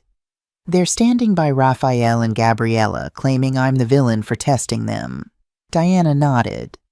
"Led primarily by Jennifer Wilson, Gabriella's maid of honor and closest confidant. She's been quite vocal about your cruel deception and how no one should blame Raphael and Gabriella for reacting badly to such manipulation." I shrugged. "People will believe what aligns with their worldview.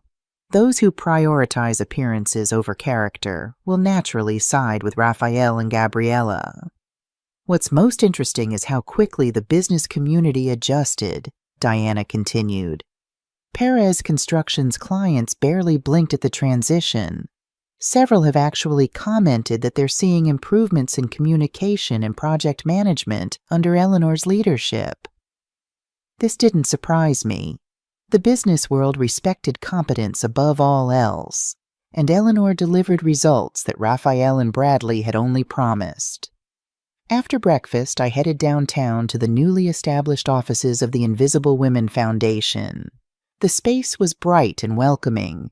I had insisted on an environment that made clients feel valued from the moment they entered. Too many services for the elderly were housed in dreary institutional settings that reinforced feelings of diminishment. Emily greeted me with a tablet in hand, already updating me as we walked toward the conference room. We've taken on 17 cases in our first month, Laura. The need is even greater than we anticipated. Inside the conference room, a team of lawyers, social workers, and financial advisors was gathered for our weekly case review. What had begun as a personal mission sparked by my own experience was rapidly growing into a significant organization with the potential to change many lives. Our most urgent case this week, Emily explained to the team, is Eleanor Matthews, 71, whose daughter and son-in-law have been systematically depleting her retirement accounts while isolating her from other family members. As the team discussed strategies to help Eleanor, legal interventions, financial protection measures, psychological support, I felt a profound sense of purpose. My pain was being transformed into protection for others, my wealth into a shield for those who would otherwise be vulnerable. After the meeting, I met privately with Janice Wilson, a 70-year-old woman who had been one of our first clients. When she first came to us, Janice had been sleeping on a friend's sofa after her son had sold her house out from under her, claiming she had signed documents authorizing the sale, documents she had no memory of signing. "Ms. Perez," she said, taking my hands in hers, "I wanted to thank you personally. Your legal team not only proved the documents were forged, but they've helped me secure an apartment I can actually afford on my Social Security." "I'm so glad we could help," I replied, genuinely moved by her gratitude. "It's more than help," Janice insisted. "It's dignity. For the first time since this nightmare began, someone believed me, fought for me. Do you know what that means to a woman my age who's been told she's confused, forgetful, a burden?" I did know, all too well. "That's exactly why we created this foundation, Janice. Because every person, regardless of age, deserves to be treated with respect and to have their autonomy protected." After Janice left, Emily approached with a curious expression. "There's someone here to see you. He doesn't have an appointment, but he was quite insistent." "Who is it?" I asked, though I had a suspicion. "Thomas Blackwell, Gabriella's father." I found Thomas waiting in our reception area, looking uncomfortable but determined. At 65, he was still handsome, with silver hair and the military bearing from his years of service. "Laura," he said, rising as I approached. "Thank you for seeing me." "Of course, Thomas. Why don't we talk in my office?" Once seated in the privacy of my office, Thomas seemed to struggle with where to begin. "Eleanor and I want to thank you again for the guest house," he finally said. "It's given us time to figure out our next steps." "You're welcome to stay as long as you need," I assured him. "That's actually part of why I'm here," he continued. "We found a condo we can afford with our savings, but before we move on, I needed to say something important to you." He took a deep breath. "I want to apologize for not seeing what was happening, for being complicit in how Raphael and Gabriella treated you. We should have spoken up." His sincerity was evident, and I appreciated his courage in coming to me directly. "You were deceived just as much as anyone, Thomas." "No," he said firmly. "We saw signs, the way they spoke to you, the seating arrangements at dinner, the tasks they assigned you. We may not have known about their plans for Sunset Gardens, but we witnessed the disrespect and said nothing." I nodded, acknowledging his point. "Why didn't you say something?" Thomas looked ashamed. "Because we were comfortable. Because Raphael provided for us in ways we couldn't provide for ourselves after I took early retirement. Because it was easier to look away." He shook his head in self-disgust. "We compromised our values for comfort." His honesty was refreshing, especially in contrast to Raphael and Gabriella's continued justifications. What will you do now? I asked. Start over in a way, he replied. I found part-time work as a security consultant. It's not much, but combined with our savings and Eleanor's small pension, we'll manage. He hesitated, then added, and we've cut ties with Gabriella, at least for now. This surprised me. She's your daughter, Thomas. Yes, and we love her, he said sadly. But we can't condone what she did or who she's become. We've told her that until she takes responsibility for her actions and makes genuine amends, we need to keep our distance. It was a difficult but principled stance, and I respected them for it. That couldn't have been easy. No, but it was necessary, for us and for her. She'll never change if everyone around her enables her behavior. He smiled ruefully. I suppose we learned that lesson from you. As Thomas was leaving, he turned at the door. There's one more thing. Eleanor and I would like to volunteer here at the foundation, if you'll have us. Eleanor was a nurse before retirement, and I have experience with security protocols that might help protect your vulnerable clients. His offer touched me deeply. We'd welcome your help, both of you. After Thomas left, I spent the afternoon in meetings with financial advisors, planning the foundation's expansion to 3 additional cities within the next year. The work energized me in a way that my secret financial management never had. Perhaps because this was not just about money, but about justice and protection for those who needed it most. That evening, I welcomed Camila and her family to my penthouse. My grandchildren, Alex, 10, and Sophia, 7, raced through the rooms, marveling at the views and the space so different from my pretend home in Oakwood, which they had never visited. Mom, this place is amazing, Camila said, joining me on the terrace after the children were settled. I still can't believe you maintained that other life for so long. Neither can I, looking back, I admitted. It started with good intentions, wanting Raphael to develop character independent of family wealth, but it evolved into something much more complicated. Camila sipped her wine thoughtfully. Have you heard from him recently? Yes, actually. He's been sending emails, more reflective than his initial angry outbursts. He started working for a small construction company as a project manager. Apparently he's good at it when he's not cutting corners or misrepresenting capabilities. Do you think he's genuinely changing? She asked. It's too early to tell, I replied honestly. Real change takes time and usually comes through difficulty. This is his first experience with genuine adversity. We'll see who emerges from it. The next morning, I took my grandchildren to the park while Camila and her husband enjoyed some rare time alone. As I watched Alex and Sophia play, I noticed a familiar figure approaching from across the playground. Raphael looked different, thinner, more plainly dressed, but somehow more substantial than before. He hesitated when he saw me, clearly unsure if he would be welcome. I nodded slightly, indicating he could join me on the bench. I didn't expect to see you here, he said, sitting down at a respectful distance. I'm with Camila's children, I explained, gesturing toward Alex and Sophia on the swings. Your niece and nephew. Raphael watched them for a moment, his expression unreadable. They seem great. I didn't even know what they looked like until now. That was my choice, I told him.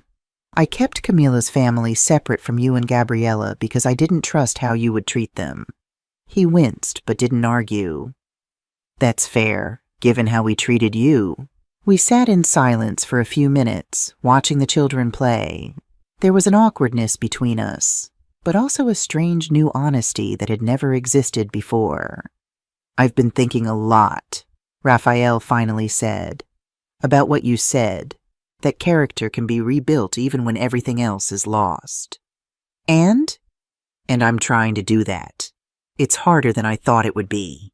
He gave a self-deprecating smile. Turns out I'm not as naturally talented as I believed. Without your invisible support, I'm just average. There's nothing wrong with average, I pointed out. Most of the world is. The question is whether you're honest, kind, and hardworking, not whether you're exceptional. He nodded slowly. I've been seeing a therapist. She's helping me understand how I became so entitled, how I justified treating you the way I did. It was more self-awareness than I had expected, but I remained cautious. Understanding is just the beginning. Real change comes through consistent action over time. I know, he acknowledged. That's why I didn't call or visit. I wanted to have something to show you beyond just words. And what do you have to show? I asked. Not much yet, he admitted. 3 months of honest work, an apartment I can actually afford, a few therapy insights. It's not impressive, but it's real at least. There was a humility in his assessment that I had never heard from him before. It wasn't a dramatic transformation, but perhaps it was the beginning of one. Mom, I don't expect forgiveness, he continued when I didn't respond. What Gabriella and I planned to do to you was unforgivable, but I want you to know I'm truly sorry, and I'm trying to become someone different, someone better. Raphael, forgiveness isn't the issue, I said carefully. I've already forgiven you because holding on to anger would only harm me. But forgiveness is different from reconciliation.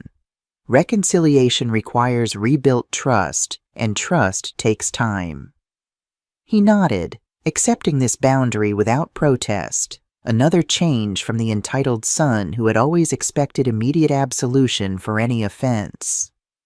I saw your foundation in the news, he said, changing the subject. It's doing important work. It is, I agreed. We're helping people who don't have the resources I had to protect themselves. You mentioned volunteers, he said tentatively. When you visited my apartment, is that offer still open? I studied him carefully. It might be eventually. But not yet, Raphael. The foundation works with vulnerable people who have been harmed by family members like you. I can't risk exposing them to someone who hasn't fully demonstrated change. Instead of the indignation this rejection would have previously triggered, he simply nodded. I understand. Maybe someday, when I've earned it. As Alex and Sophia ran over to me, breathless from play, I introduced them to Raphael.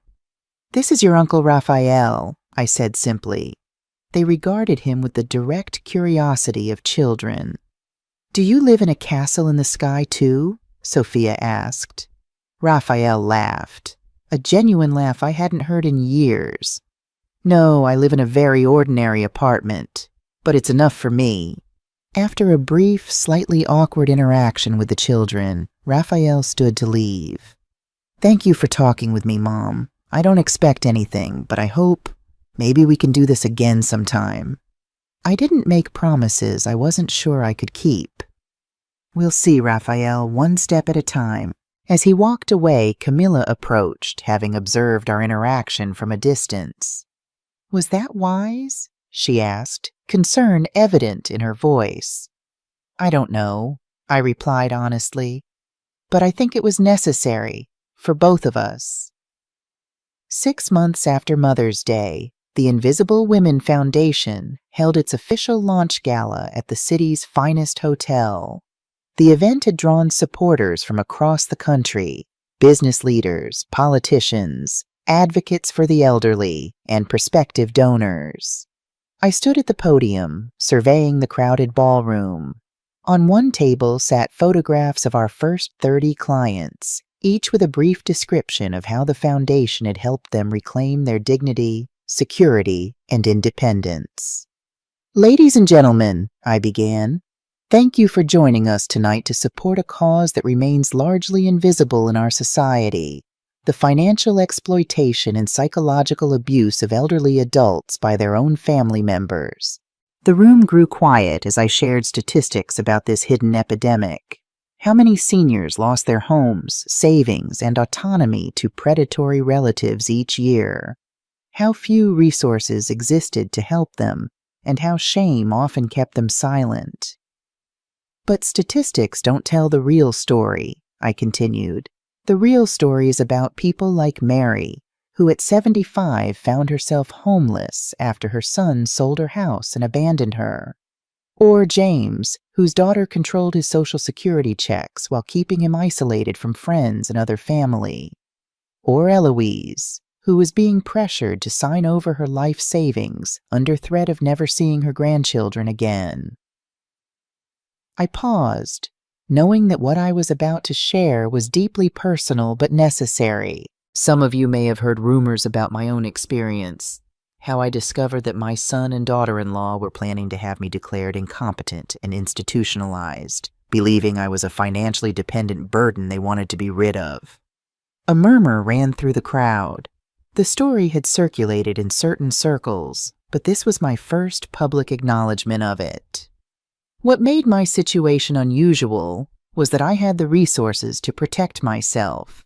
I had been testing my son's character by allowing him to believe I was dependent on him, while actually supporting him financially from behind the scenes.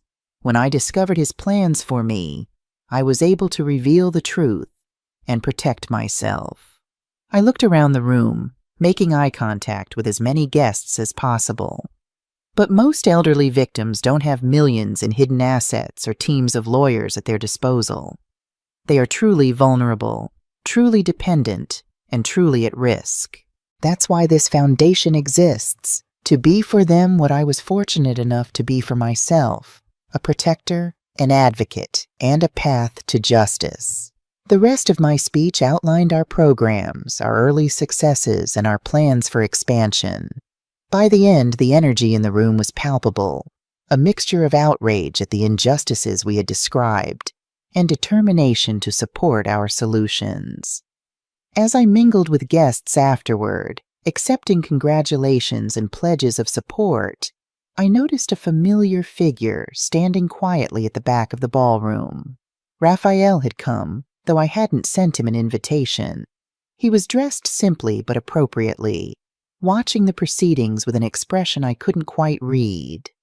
I made my way to him, curious about his presence. "I hope it's all right that I came," he said when I approached. "I read about the gala in the newspaper and bought a ticket. I wanted to see the foundation in action." "It's all right," I assured him, surprised to find I meant it. "Your speech was powerful," he said, "especially when you talked about your personal experience." He hesitated, then added, "It's strange to hear yourself described as the villain in someone else's story, even when you know it's true." "Is that how you see yourself now, as the villain?" I asked. "I see myself as someone who made terrible choices," he replied carefully. "Someone who betrayed the most fundamental trust between a son and his mother, but I'm trying not to let that define me forever." We were interrupted by Emily, who needed me to meet an important potential donor. As I excused myself, Raphael handed me an envelope. "I can't attend as a volunteer yet. I understand that," he said, "but perhaps this can help in another way." Later that night, after the gala had ended and I was alone in my penthouse, I opened Raphael's envelope. Inside was a check for $25,000, a substantial sum given his current circumstances, along with a handwritten note. "Mom, this represents every dollar I've managed to save over the past 6 months. It isn't much compared to what you've invested, but it's everything I have. Please use it to help someone who needs protection for people like I was. I don't know if we'll ever rebuild what was broken between us, but I want you to know I'm trying to become someone worthy of a second chance, not because I expect one, but because it's the right thing to do." With deep respect and regret, Raphael, I sat with the letter for a long time, watching the city lights flicker below. The money itself was less significant than what it represented. Genuine sacrifice from someone who had once believed he deserved everything without earning it. It wasn't reconciliation, not yet, but perhaps it was the beginning of a path that might someday lead there. As I prepared for bed, I reflected on the extraordinary journey of the past year. From the humiliated mother sitting alone at a folding table to the founder of a groundbreaking foundation. From a woman playing a role to a woman fully embracing her authentic self. The greatest revelation wasn't about Raphael or Gabriella or the power of wealth. It was about me, about discovering that at 64, I could completely reinvent myself, that it was never too late to demand respect, to live authentically, to create meaning from pain. The elderly woman they had dismissed as irrelevant had transformed not just her own life, but potentially the lives of countless others who would benefit from the foundation. The mother they had planned to discard had found purpose and power beyond anything she had known before. As I drifted toward sleep, I remembered something my husband had often said before he died. True wealth isn't measured by what you have, but by what you give. In losing the facade of poverty, I had found a richness of purpose I never could have imagined. And in that, there was a justice more satisfying than any revenge could have provided. What would you do if you were in my place? Have you ever been through something similar? Comment below and let me know your thoughts. And don't forget to check out 2 other stories that are channel favorites: My Daughter Stole My Identity and The Will That Changed Everything.